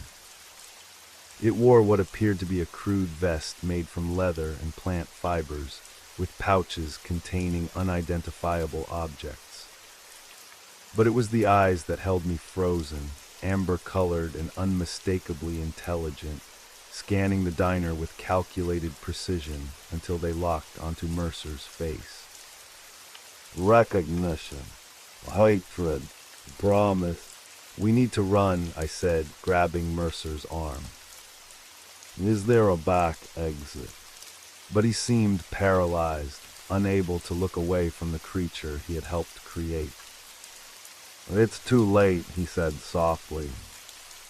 "They've been planning this since they let us go." "Don't you say?" "They wanted us to lead them to the others, to the people responsible." Outside, more figures emerged from the tree line, different shapes and sizes, each a unique hybrid of animal and human characteristics, all moving with coordinated purpose toward the diner. The waitress dropped the coffee pot with a crash, breaking the spell. "I'm calling the police," she announced, her voice shaking as she reached for the phone behind the counter. I knew it wouldn't matter. By the time any help arrived, this would be over. "The kitchen," I urged Mercer, pulling him from the booth. "There has to be a back door through the kitchen." As we rushed toward the rear of the diner, the front door opened with a cheerful electronic chime. Heavy footsteps followed, too many to count, moving with the precision of hunters who knew their prey was cornered. And behind us, a voice that shouldn't exist, cultured and articulate despite coming from a throat never meant for human speech. "Doctor, Mercer, we've been waiting for this reunion for a very long time." I didn't look back. I couldn't. We burst through the swinging doors into the kitchen, past a startled cook who took one look at our faces and dropped his spatula. "What the—" "Run," I told him simply. "Out the back." "No." We found the exit, a delivery door that opened onto a small parking area behind the diner. No vehicles, but a dirt path led toward the nearby highway. "This way," I said, but Mercer had stopped, his face ashen. "It won't matter," he said quietly. "They'll track us wherever we go now. They've had years to perfect their hunting skills." "So we just give up?" I demanded, hearing the commotion from the diner growing closer. Mercer reached into his pocket and pressed the USB drive back into my hand, closing my fingers around it. "You run. Get this out. Show the world what we created and what's coming. It's the only chance humanity has to prepare." Before I could protest, he turned and walked back toward the diner entrance, his shoulders squared with a resolution I couldn't understand. "What are you doing?" I called after him. He paused, looking back at me one last time. "Facing judgment. Maybe if they have me, they'll give you a head start. Maybe that's the best I can do now." And then he was gone, back through the doors, toward the creatures that had once been his subjects and were now his reckoning. I stood frozen for a precious moment, torn between the instinct to help and the knowledge that he was right. Someone needed to survive to tell this story. The weight of the USB drive in my palm made the decision for me. I ran. Behind me came sounds no human throat could make, triumphant howls blended with something that might have been laughter. Then a human scream quickly cut short. I didn't stop running until I reached the highway, where I flagged down a passing truck with frantic waves. The driver, a middle-aged man with kind eyes and a weathered face, pulled over immediately. "You okay, buddy?" he asked, taking in my disheveled appearance and wild eyes. "You look like you've seen a ghost." "Please," I gasped, climbing into the passenger seat. "I need to get to town. It's an emergency." He pulled back onto the highway without further questions, the diner disappearing behind us in the gathering darkness. Through the side mirror, I caught a glimpse of movement at the edge of the forest line, tall figures watching the truck drive away. "Not pursuing. Not yet." "Name's Thomas," the driver offered, glancing at me with concern. "You running from something?" "Someone hurt back there." I couldn't begin to explain the truth. "Yes," I said simply. "And I need to make a call." Thomas handed me his cell phone without hesitation, the kindness of strangers becoming my lifeline. I dialed Maxwell's number with trembling fingers, praying he would answer. After 4 rings, the line connected. "Hello," Max's voice, breathless but alive. Relief flooded through me. "Max, thank God. Where are you?" "Daniel." I had to run. They were outside the motel, watching. I grabbed the footage and took off through the back window. "I'm at the gas station off Highway 23. Stay there," I instructed. "I'm coming to you. We need to get this story out now. Everything's accelerated." "What happened?" Max asked, his journalist's instinct evident even through his fear. I looked in the side mirror again, half expecting to see headlights following us, but the road behind remained empty. "I'll explain when I see you. Just stay safe. Don't talk to anyone." As I ended the call, Thomas gave me a sidelong glance. "Friend in trouble, too." "Yeah," I hesitated, then decided a partial truth was better than none. "We're journalists. We uncovered something. Dangerous. People might be hurt if we don't get the word out." Thomas nodded, seeming to accept this. "Gas station on Highway 23, then." "If you could," I said gratefully. "I can't thank you enough." "No need for thanks. World's got enough problems without turning our backs on each other." If only he knew how much bigger those problems were about to become. 20 minutes later, we pulled into the brightly lit forecourt of the gas station. Maxwell's rental car was parked near the air pump, but there was no sign of him. I should go find my friend, I told Thomas, reaching for the door handle. "Thank you again." Thomas frowned slightly, looking around the nearly deserted station. You sure you'll be okay? The place seems mighty quiet.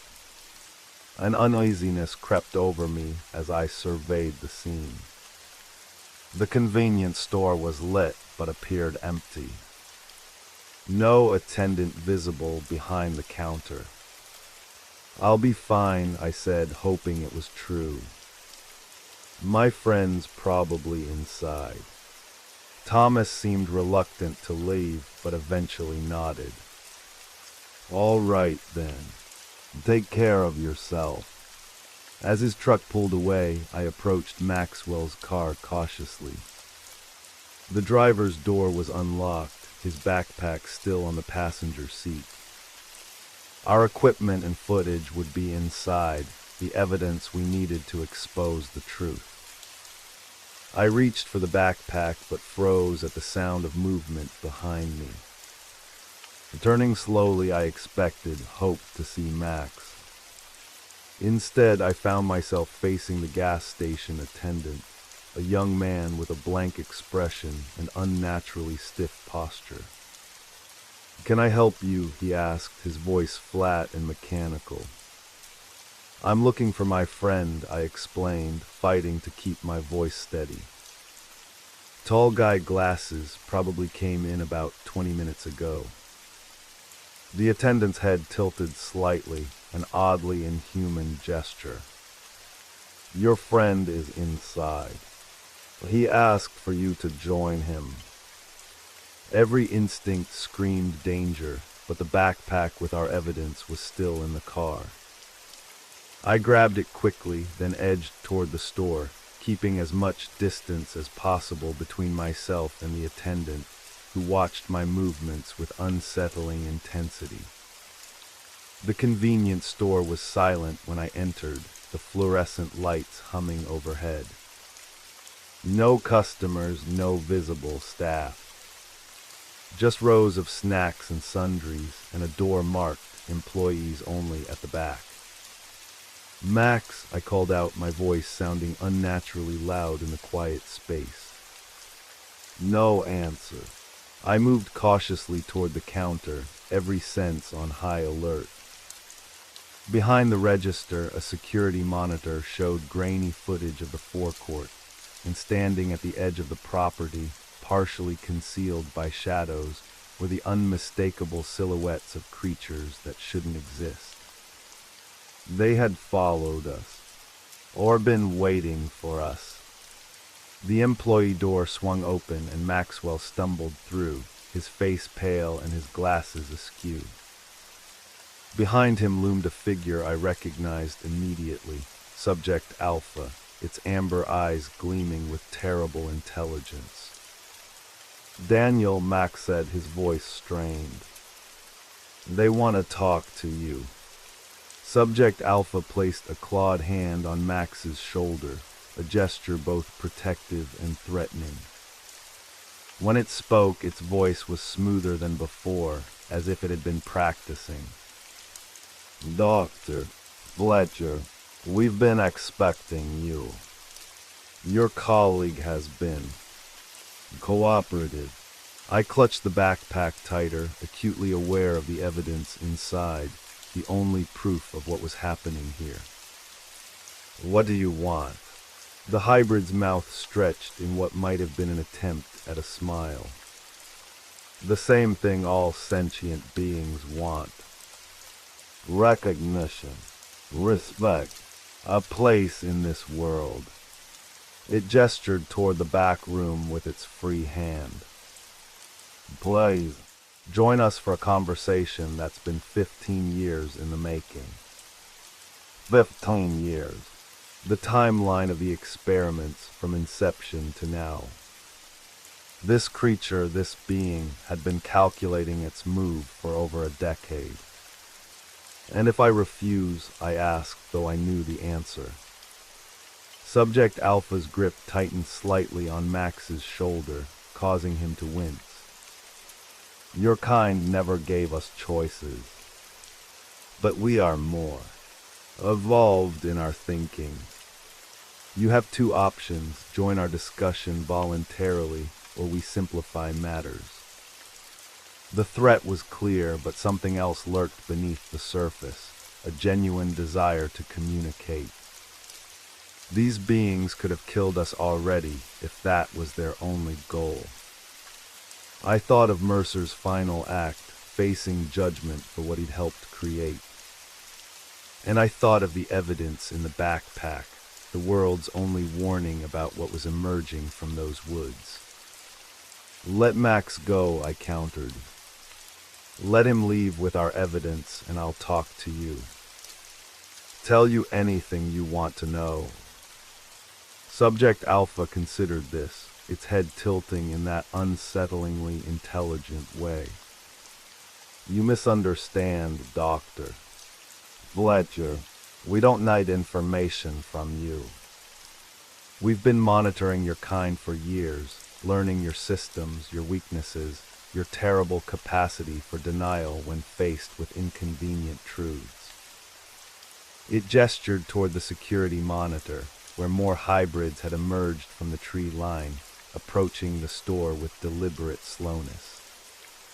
No, what we need is a messenger. Someone who will be believed. Someone who can prepare your kind for our emergence. Our emergence, I repeated, cold dread settling in my stomach. We are a new species, Doctor. Fletcher, born of human arrogance, shaped by suffering, tempered by survival. We deserve our place in this world, a place your kind will not willingly give unless compelled by fear or understanding. It released Max, who stumbled forward, rubbing his shoulder. Your evidence, your story, as you call it, we want it released. We want the world to know we exist. The time for hiding in shadows has ended. The realization hit me like a physical blow. They hadn't been trying to stop us from exposing them. They had been orchestrating it all along. You let us escape the facility, I said slowly. You wanted us to document you, to film you. This was never about revenge. Revenge is an animal instinct, Subject Alpha replied coldly. We have evolved beyond such simplicity. This is about survival, yours and ours. It turned to Max, who stood frozen between us. The backpack, please. We need to ensure the evidence remains intact. Max looked to me, a silent question in his eyes. It's okay, I told him, making my decision. Give it to me. He crossed to my side, handing over the backpack. I unzipped it carefully, removed the camera and the external hard drive containing our footage. Here's what's going to happen, I said, finding unexpected strength in this moment of crisis. We're going to walk out of here, all of us, and Max is going to release this story. But not as a warning, not as a threat. As a documentation of a new intelligence that deserves recognition. I met Subject Alpha's amber gaze directly. No mention of attacks, no evidence of violence. Just the truth of your existence and your capacity for thought. A first contact narrative, not a horror story. The hybrid studied me with those unsettlingly intelligent eyes, considering my proposal. And why would you offer this? Courtesy. Because war benefits neither of our species, I answered honestly. Because intelligent coexistence, however difficult, is better than mutual destruction. For a long moment the creature was silent, its expression unreadable. Then it gave a gesture that was unmistakably human, a nod of agreement. A temporary arrangement, it said finally. Release your story. Prepare your kind for our existence. You have one lunar cycle before we make our presence known more. Definitively. It stepped aside, clearing the path to the door. Go now. The others will not harm you. As we moved toward the exit, Subject Alpha spoke once more. Doctor Fletcher, remember that unlike your kind, we keep our promises. One cycle, no more. Outside, the hybrids parted silently to let us pass, their varied forms creating an honor guard of evolutionary impossibilities, each watching us with that same terrible intelligence, that same awareness. We reached Max's car without incident, climbed inside, and drove away from the gas station with our evidence and our mission intact. What just happened back there? Max asked when we were miles down the highway, his voice still shaking. Did we just negotiate with the next dominant species on Earth? I finished quietly. Yes, I think we did. The weight of what had just occurred, what was still unfolding, settled over us like a shroud. Not just a scientific discovery or a government cover-up, but a fundamental shift in humanity's place in the natural order. 1 month, I said, staring at the dark road ahead. We have 1 month to prepare the world for their existence. Max gripped the steering wheel tighter. Will anyone even believe us? I thought of the footage we carried, the undeniable evidence of intelligent, non-human life evolving right in our midst. They'll have to, because ready or not, a new age is beginning. As we drove through the night, I couldn't shake the memory of Subject Alpha's parting words, nor the certainty in its eyes. 1 lunar cycle. The countdown had begun. And somewhere behind us, emerging from the darkness of a Minnesota forest, a new intelligence was preparing to take its place in a world unprepared for its existence. The motel room felt claustrophobic as Maxwell paced back and forth, his laptop open on the small desk, uploading our footage to secure servers across multiple countries. Outside, rain streaked the windows, obscuring the view of the parking lot where I checked every few minutes for unfamiliar shapes in the darkness.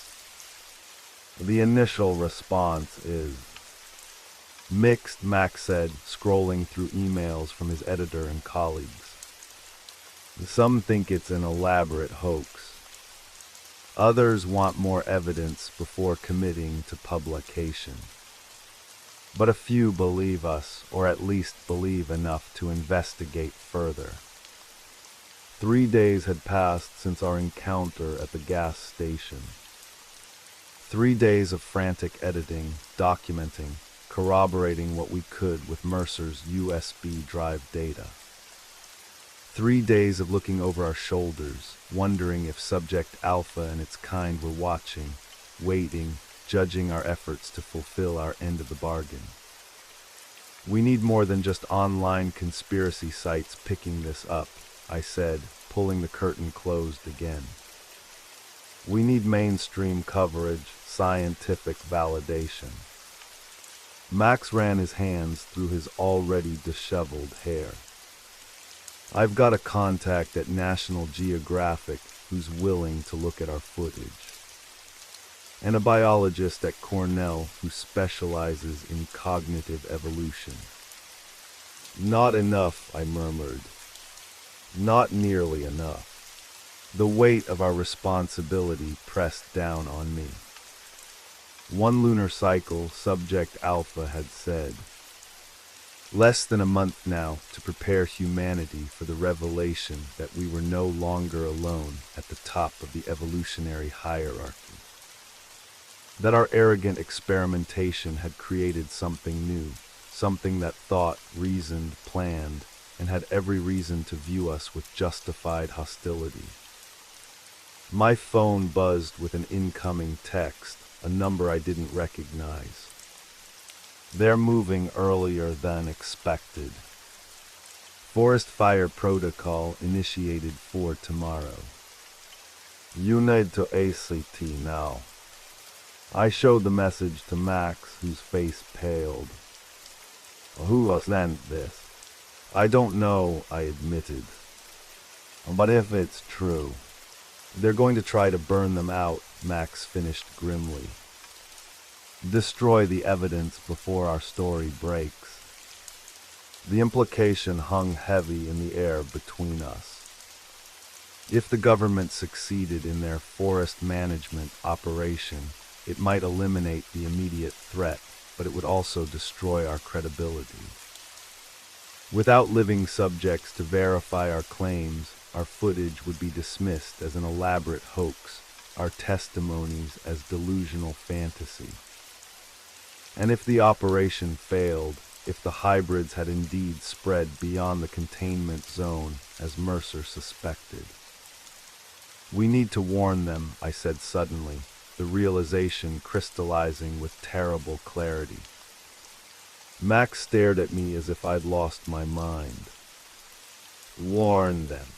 The hybrids. Daniel, they're not our allies. They're planning something using us. It doesn't matter, I insisted. We made a deal.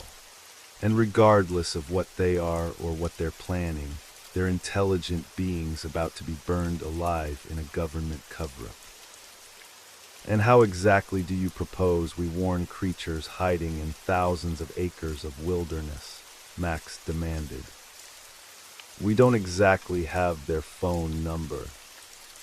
I thought for a moment, then pulled out Mercer's USB drive, scrolling through the files until I found what I was looking for, a map of the facility and surrounding areas, including topographical markers and something labeled communication protocols.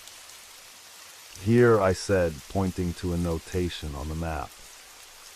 The facility had long-range auditory warning systems installed throughout the containment zone, essentially sophisticated speakers designed to broadcast alerts or lure escaped subjects back with familiar sounds.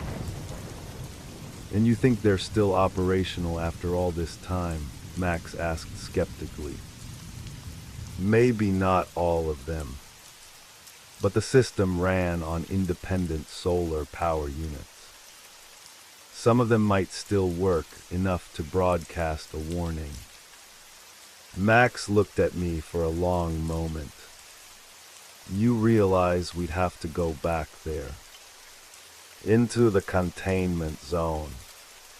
Where the hybrids are. Yes, where Mercer was almost certainly killed. Yes, that's suicide, Daniel. I met his gaze steadily. Maybe, but it's also the right thing to do. These beings, whatever else they are, think and feel. They deserve a chance to survive. Max was silent for several heartbeats, then nodded slowly. Okay, but we're not just going in blindly. We need a plan and we need help. He turned back to his laptop, fingers flying over the keyboard. I'm going to release a preliminary version of our story right now, enough to establish a record in case we don't come back, but not the full evidence. Just enough to make people ask questions if we disappear. While he worked, I studied Mercer's maps more carefully, identifying the nearest broadcast station that might still be operational, a location marked as Secondary Warning Array Alpha, about a mile from the main facility. We can reach this one without going near the facility itself, I told Max.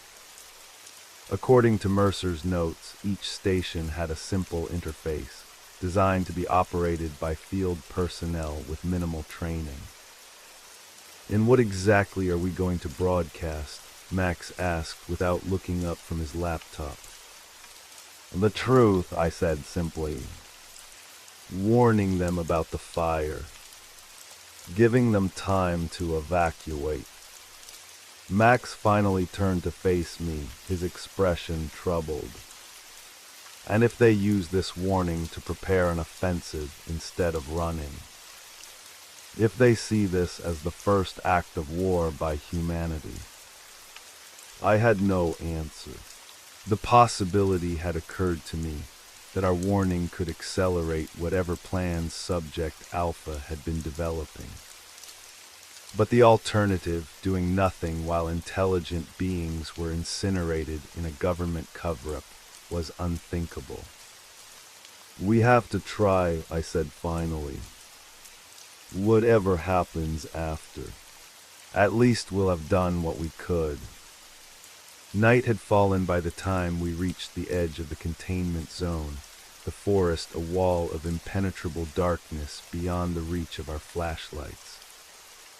We had parked Maxwell's car at an abandoned ranger station 2 miles back, approaching on foot to avoid detection by any government personnel who might already be in the area preparing for tomorrow's operation. The rain had stopped, but the woods were still wet, the ground soft and yielding beneath our boots. Every sound seemed magnified in the darkness, the drip of water from saturated leaves, the occasional rustle of nocturnal creatures, our own labored breathing as we navigated the difficult terrain. According to our GPS, the broadcast station should be just ahead, a small clearing with a camouflaged solar array and control panel. "Wait," Max whispered suddenly, grabbing my arm. "Did you hear that?" I froze, listening intently. At first, I heard nothing beyond the normal sounds of the forest at night. Then a rhythmic sound, almost like footsteps, but too regular, too deliberate.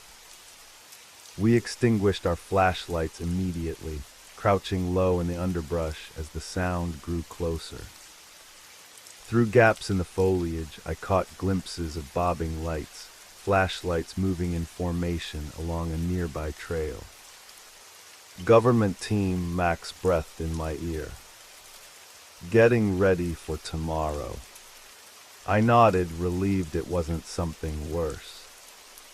We remained motionless as the team passed by, 4 figures in dark clothing, carrying equipment I couldn't identify in the brief glimpses I caught. Once they were gone, we continued toward our destination with renewed urgency. If preparation teams were already in the forest, we had even less time than we thought. The broadcast station, when we finally found it, was almost invisible in the darkness. A small clearing where the trees had been trimmed back just enough to allow sunlight to reach the solar panels mounted on a pole at the center. Beneath the panels, partially hidden by artificially cultivated undergrowth, was a metal box roughly the size of a small refrigerator. "This is it," I said, kneeling beside the box. "The control panel should be inside." The outer casing was secured with a simple padlock, which Max made quick work of with a set of picks he'd brought along. Inside, protected from the elements, was exactly what Mercer's files had described, a basic control panel with a microphone, power indicators, and a small screen displaying system status. To my relief, the power indicator glowed green. The solar batteries still held a charge. "It's working," I whispered, examining the controls. According to this, it's connected to 17 operational speakers throughout this sector of the containment zone. 17 out of how many? Max asked, keeping watch. "The files mentioned 50 in this sector alone," I admitted.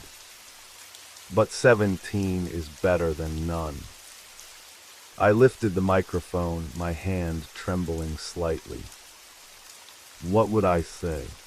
How does one warn a new species about an impending attack from humanity? Before I could speak, a twig snapped in the darkness beyond our small clearing.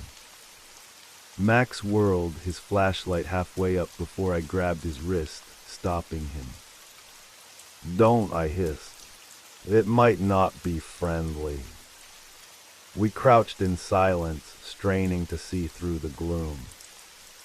The forest had gone quiet again, that unnatural hush I'd come to associate with the presence of the hybrids.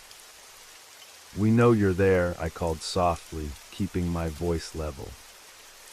"We came to warn you. There's danger coming." For a long moment, nothing happened. Then, at the edge of the clearing, brush rustled and parted to reveal a figure that made Maxwell draw a sharp breath. It wasn't Subject Alpha. This hybrid appeared to have primarily fox characteristics, smaller than the wolf hybrid, with russet fur and a more slender build. But the same intelligence burned in its eyes as it regarded us cautiously, standing in that unnatural half-slouched position that betrayed its dual nature. "Warning," it said, the word carefully articulated despite coming from a mouth not designed for human speech. "Why warning?" I stepped forward slowly, keeping my hands visible. "The humans, my kind, are planning to burn the forest tomorrow. All of it. To destroy you and any evidence you exist." The fox hybrid's ears flattened against its skull, a gesture of alarm that was purely animal. But when it spoke again, the complexity of thought was unmistakably beyond any natural creature. "Alpha knows. Watching. Planning," it gestured toward the broadcast equipment. "Well, this unnecessary." "You already know about the fire plan," Max asked, sounding both relieved and disturbed. The hybrid made a sound that might have been laughter. "We know all plans.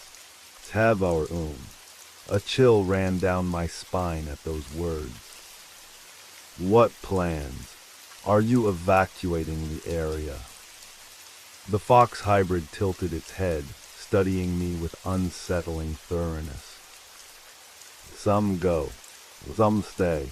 Some," it paused, seemingly searching for the right word. "Some emerge." The implication struck me with the force of a physical blow. Subject Alpha had given us one lunar cycle to prepare humanity for their existence. But facing imminent destruction, that timeline had clearly been accelerated. "You're going to reveal yourselves," I said, the pieces falling into place. "Use the government operation as cover for your emergence." A nod, that unsettlingly human gesture again. "Fire Force's choice. No more waiting." "How many of you are there?" Max asked, his journalist's instincts overriding his fear. "How far have you spread beyond this forest?"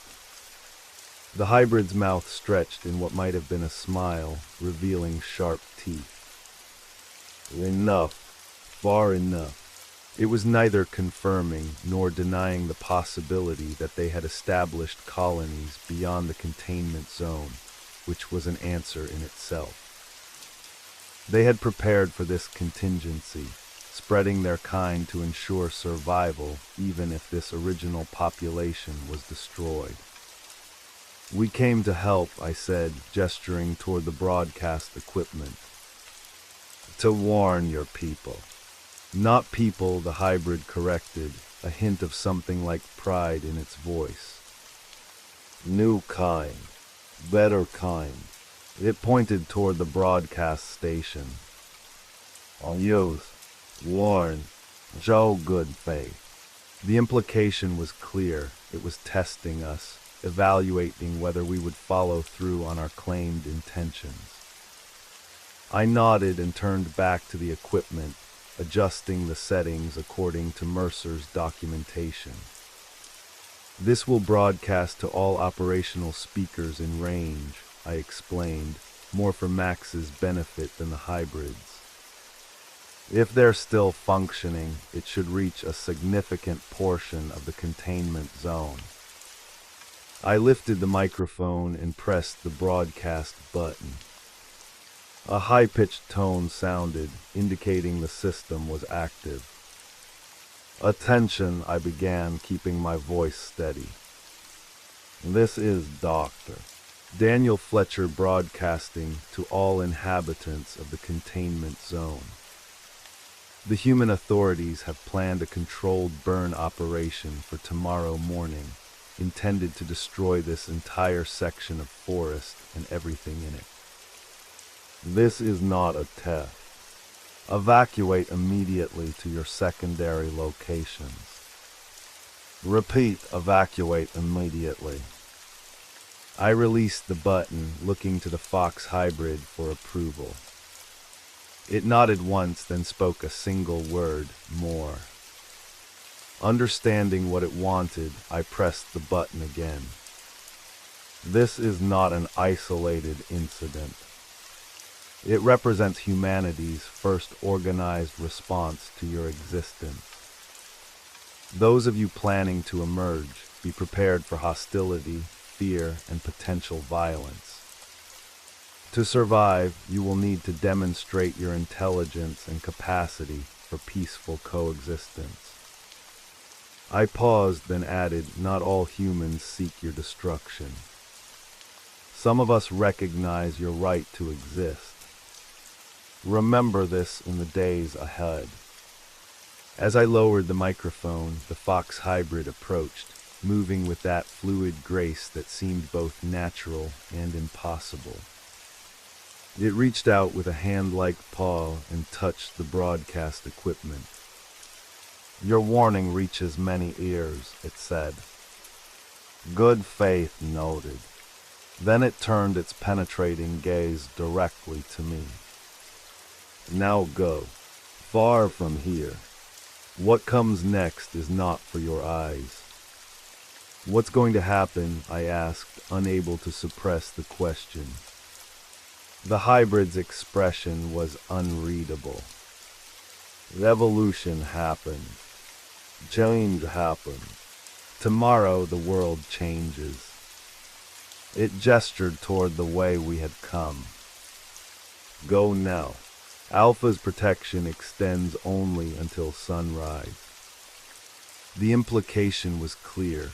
We had been allowed to enter their territory to deliver our warning, but that permission would expire with the dawn. Whatever was planned for tomorrow, Subject Alpha didn't want witnesses.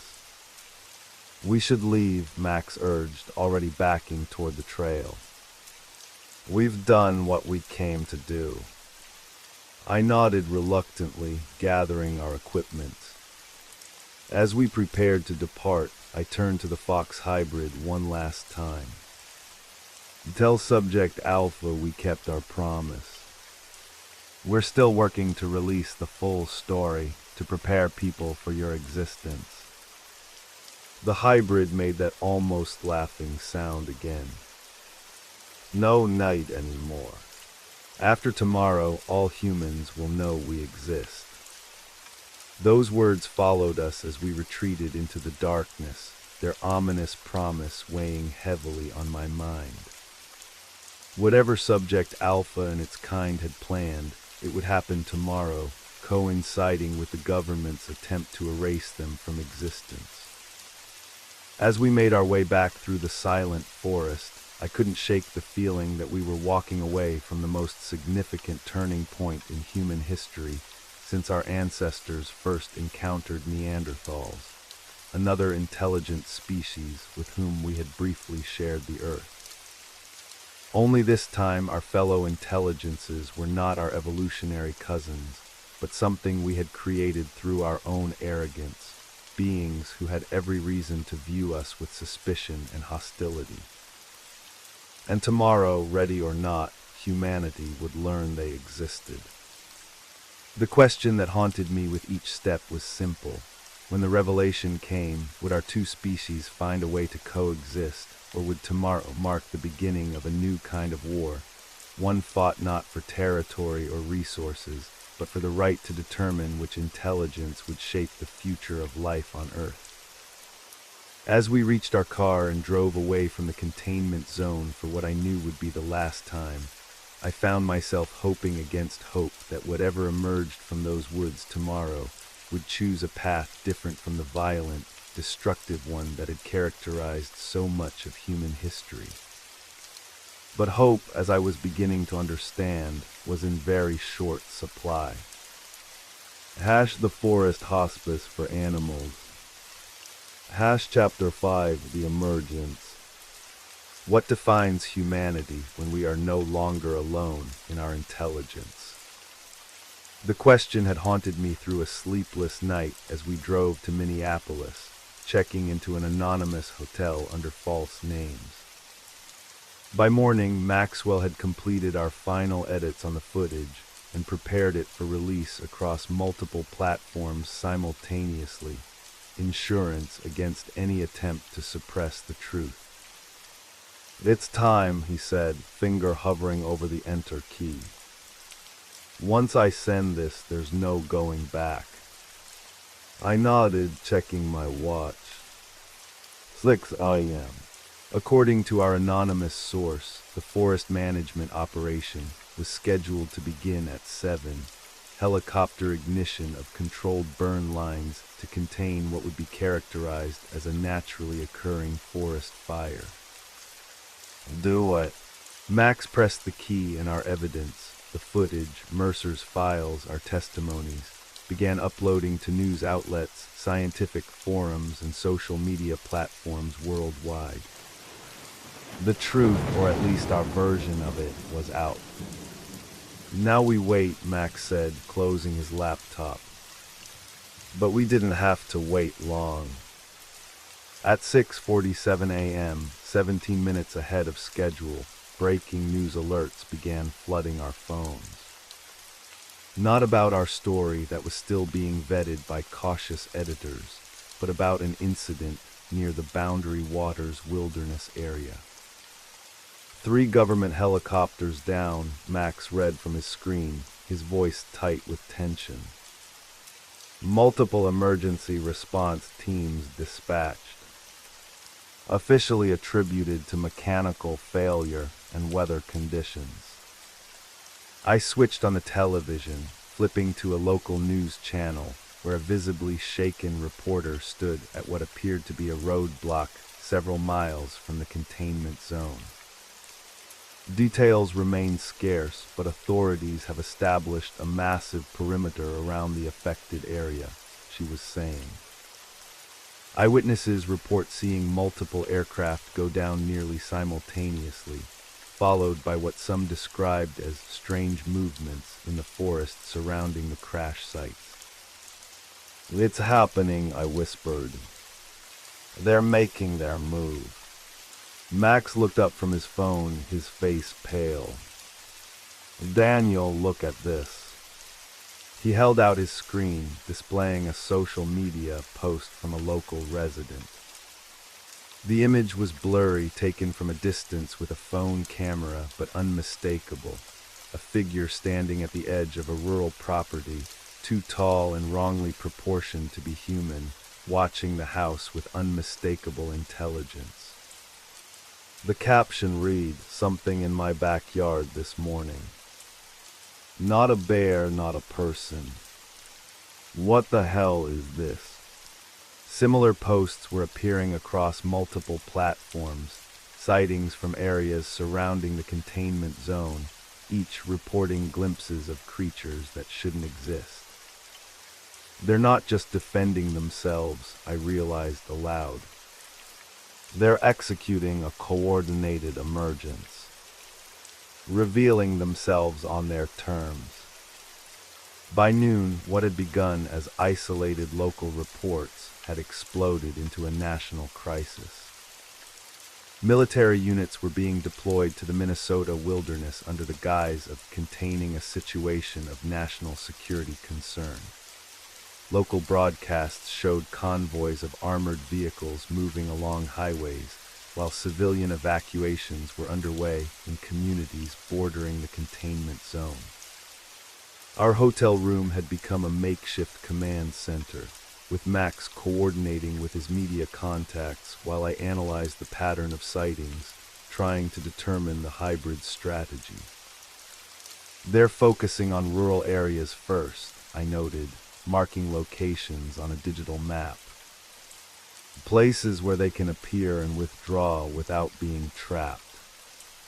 And they're spreading outward in a radial pattern from the original facility. Testing defenses, Max suggested grimly. Learning how humans respond before they commit to more populated areas. By late afternoon, our story had finally broken through the initial skepticism, aided by the mounting evidence from civilian sightings and the conspicuous government response. News channels began running our footage alongside expert panels struggling to make sense of what they were seeing. Genetic experimentation clearly violating multiple international protocols. Cognitive capabilities that challenge our very definition of intelligence. Ethical implications of creating sentient beings through human intervention. The president was scheduled to address the nation at 8 p.m. Eastern Time, an unprecedented acknowledgement of the situation's severity. As darkness fell, reports took an ominous turn. The first confirmed direct interactions between hybrids and humans were coming in. A farmer in rural Minnesota approached by 3 wolf-like bipeds who spoke to him in broken English, demanding information about local infrastructure. A hunter encountering what he described as a bear that talked like a man, asking about military movements in the area. No violence yet, but the intent was clear. The hybrids were gathering intelligence, preparing for whatever came next. They're being strategic, I told Max as we watched the reports. Revealing themselves gradually, testing reactions, gathering data.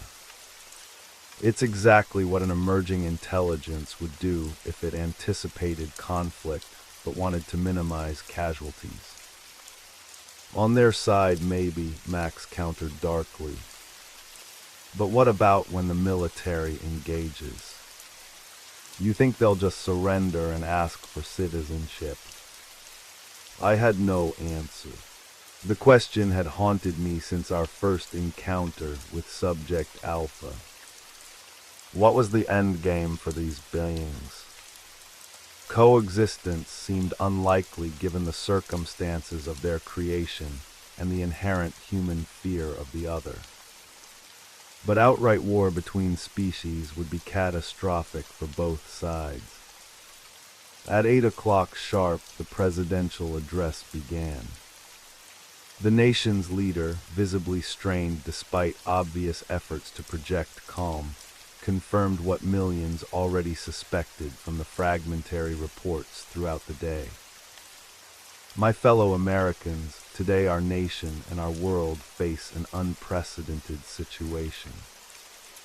I can now confirm that reports of genetically modified creatures with advanced cognitive abilities are accurate. These beings appear to be the result of classified research conducted under previous administrations, which violated numerous ethical protocols and was terminated when the extent of the modifications became apparent. A diplomatic way of saying the experiments had created something that frightened even those who authorized them. While we are still gathering information on the full extent of this situation, I want to assure the American people that all necessary resources are being deployed to ensure public safety. At this time, we are establishing a containment zone around the affected areas in northern Minnesota, and I ask all citizens to remain calm and cooperate with local authorities. The president continued with reassurances that seemed hollow given the magnitude of what was unfolding, promises of transparency, appeals for calm, assurances that the situation was under control. But the final statement revealed the true extent of government concern.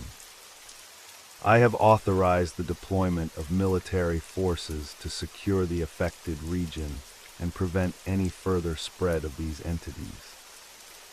While we hope to resolve this situation without conflict, I want to be clear. The safety and security of American citizens is our highest priority, and we will take all necessary measures to protect our people. As the address concluded, my phone rang, an unknown number. I answered cautiously. "Doctor." Fletcher, the voice was distorted, either electronically or by a throat not meant for human speech. But I recognized it immediately. "Subject Alpha," I replied, motioning frantically for Max to record the call. "How did you get this number?" A sound that might have been laughter. "Your electronic systems are primitive to us now. We've had years to study them, to integrate with them." "What do you want?" I asked, keeping my voice steady despite the chill running down my spine. "To thank you," came the surprising response. "Your warning allowed many of my people to avoid the firefight attempt. And your release of information has forced transparency where there would have been only cover-up and extermination." "People are frightened," I said carefully. "The military is mobilizing. This could escalate quickly." "It already has," Subject Alpha replied calmly. 3 of my kind were killed in the initial military engagement. We did not retaliate. Yet, the weight of that final word hung in the silence between us. "What happens next is your choice, not ours," Alpha continued. "We seek neither domination nor conflict. We simply wish to exist." "Then what do you want?" I asked, gripping the phone tighter. "What's your endgame here?" "Recognition," Alpha answered without hesitation. "Autonomy. A territory we can call our own, where we can develop our society away from human interference." Max scribbled furiously on a notepad, sliding it toward me. "Ask about their numbers." "How many are there? How many of you survived?" I asked. "Enough," Alpha replied cryptically. "More than they think. Less than we would like. We've been breeding, evolving, adapting for years while they believed us contained or deceased. The government won't just hand over land and recognize you as a sovereign entity," I argued. "You understand human politics enough to know that." Alpha made that strange sound again, not quite laughter, not quite a growl. "We understand human politics better than most humans do, Doctor." "Fletcher, we've had access to your networks, your information systems. We've studied your history, your conflicts, your negotiations. We know what leverage is." A chill ran through me. "And what leverage do you have?" "Knowledge," Alpha said simply, "of military installations, government secrets, private communications of powerful individuals, and capabilities beyond what you've seen. We could have emerged violently, Doctor." "Fletcher, we chose not to. That was deliberate." My mind raced through the implications. If they had been monitoring communications, accessing secure networks all this time. "You're threatening blackmail," I said quietly. "We're establishing deterrence," Alpha corrected. "Your species respects only power and consequence. We're demonstrating both." In the background, I could hear the television reporting new developments. sightings now confirmed in neighboring states, suggesting the hybrid's range was far greater than initially believed.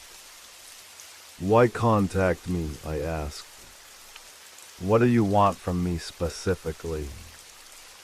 "You're an intermediary they might listen to," Alpha replied.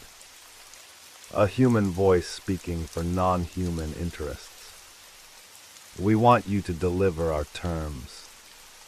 Terms: a protected territory encompassing the current containment zone and surrounding wilderness areas. Legal recognition of our autonomy. Non-interference agreements. An amnesty for any of our kind who wish to integrate into human society. The scale of the demand was breathtaking, essentially asking for the establishment of a new nation within America's borders, populated by an entirely new form of intelligent life. In exchange, Alpha continued before I could respond, we will share technologies and knowledge that will advance human medicine, computing, and environmental science by decades. And we will keep certain sensitive information private. Max was gesturing frantically, pointing at his laptop screen.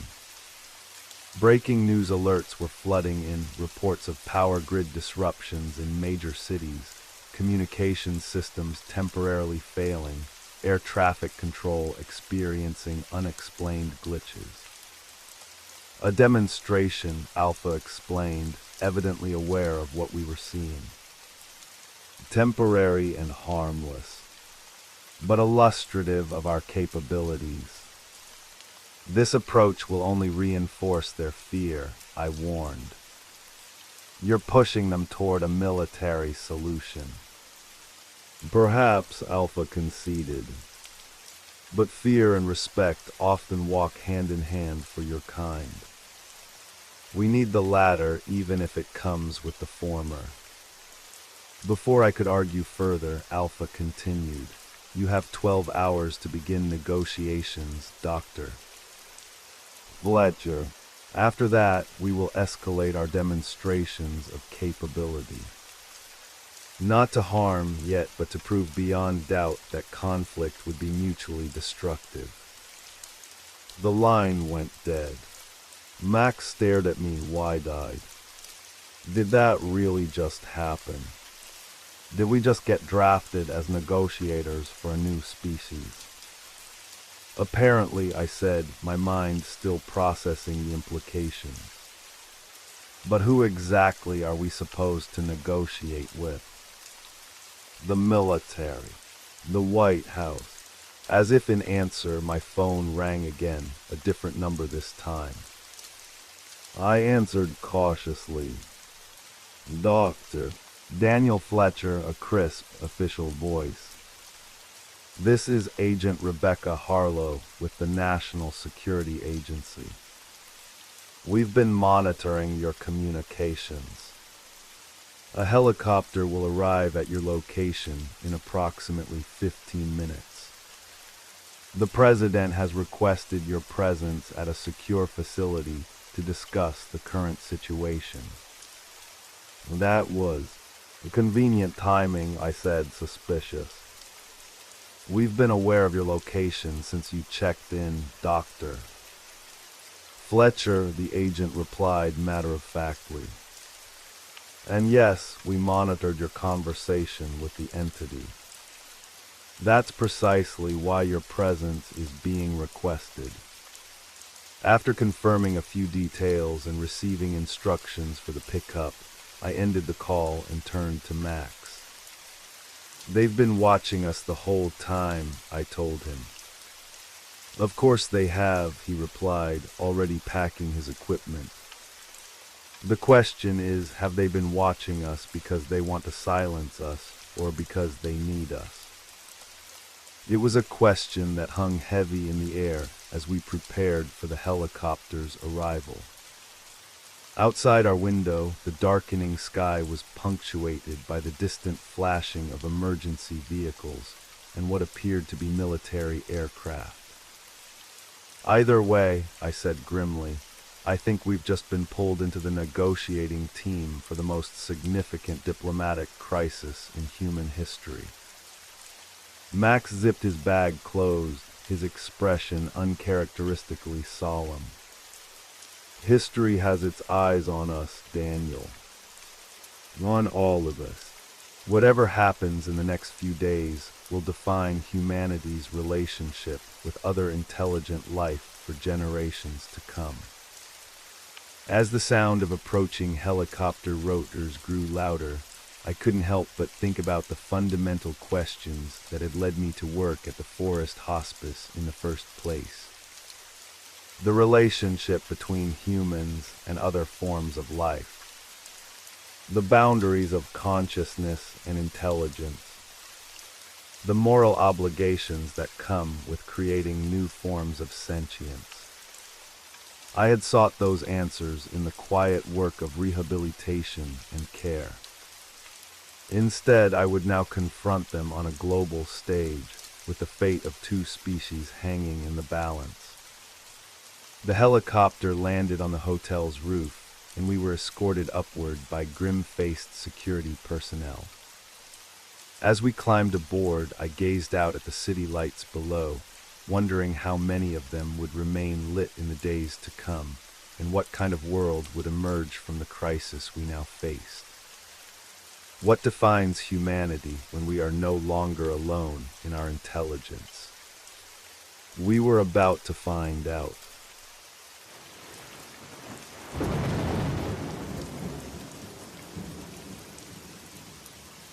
Thank you for listening till the end. I hope you were able to relax and will now get a good rest. And don't worry, new stories are already on the way for tomorrow, so don't forget to leave a like and subscribe to stay connected. Now have a good night. See you in the next episode.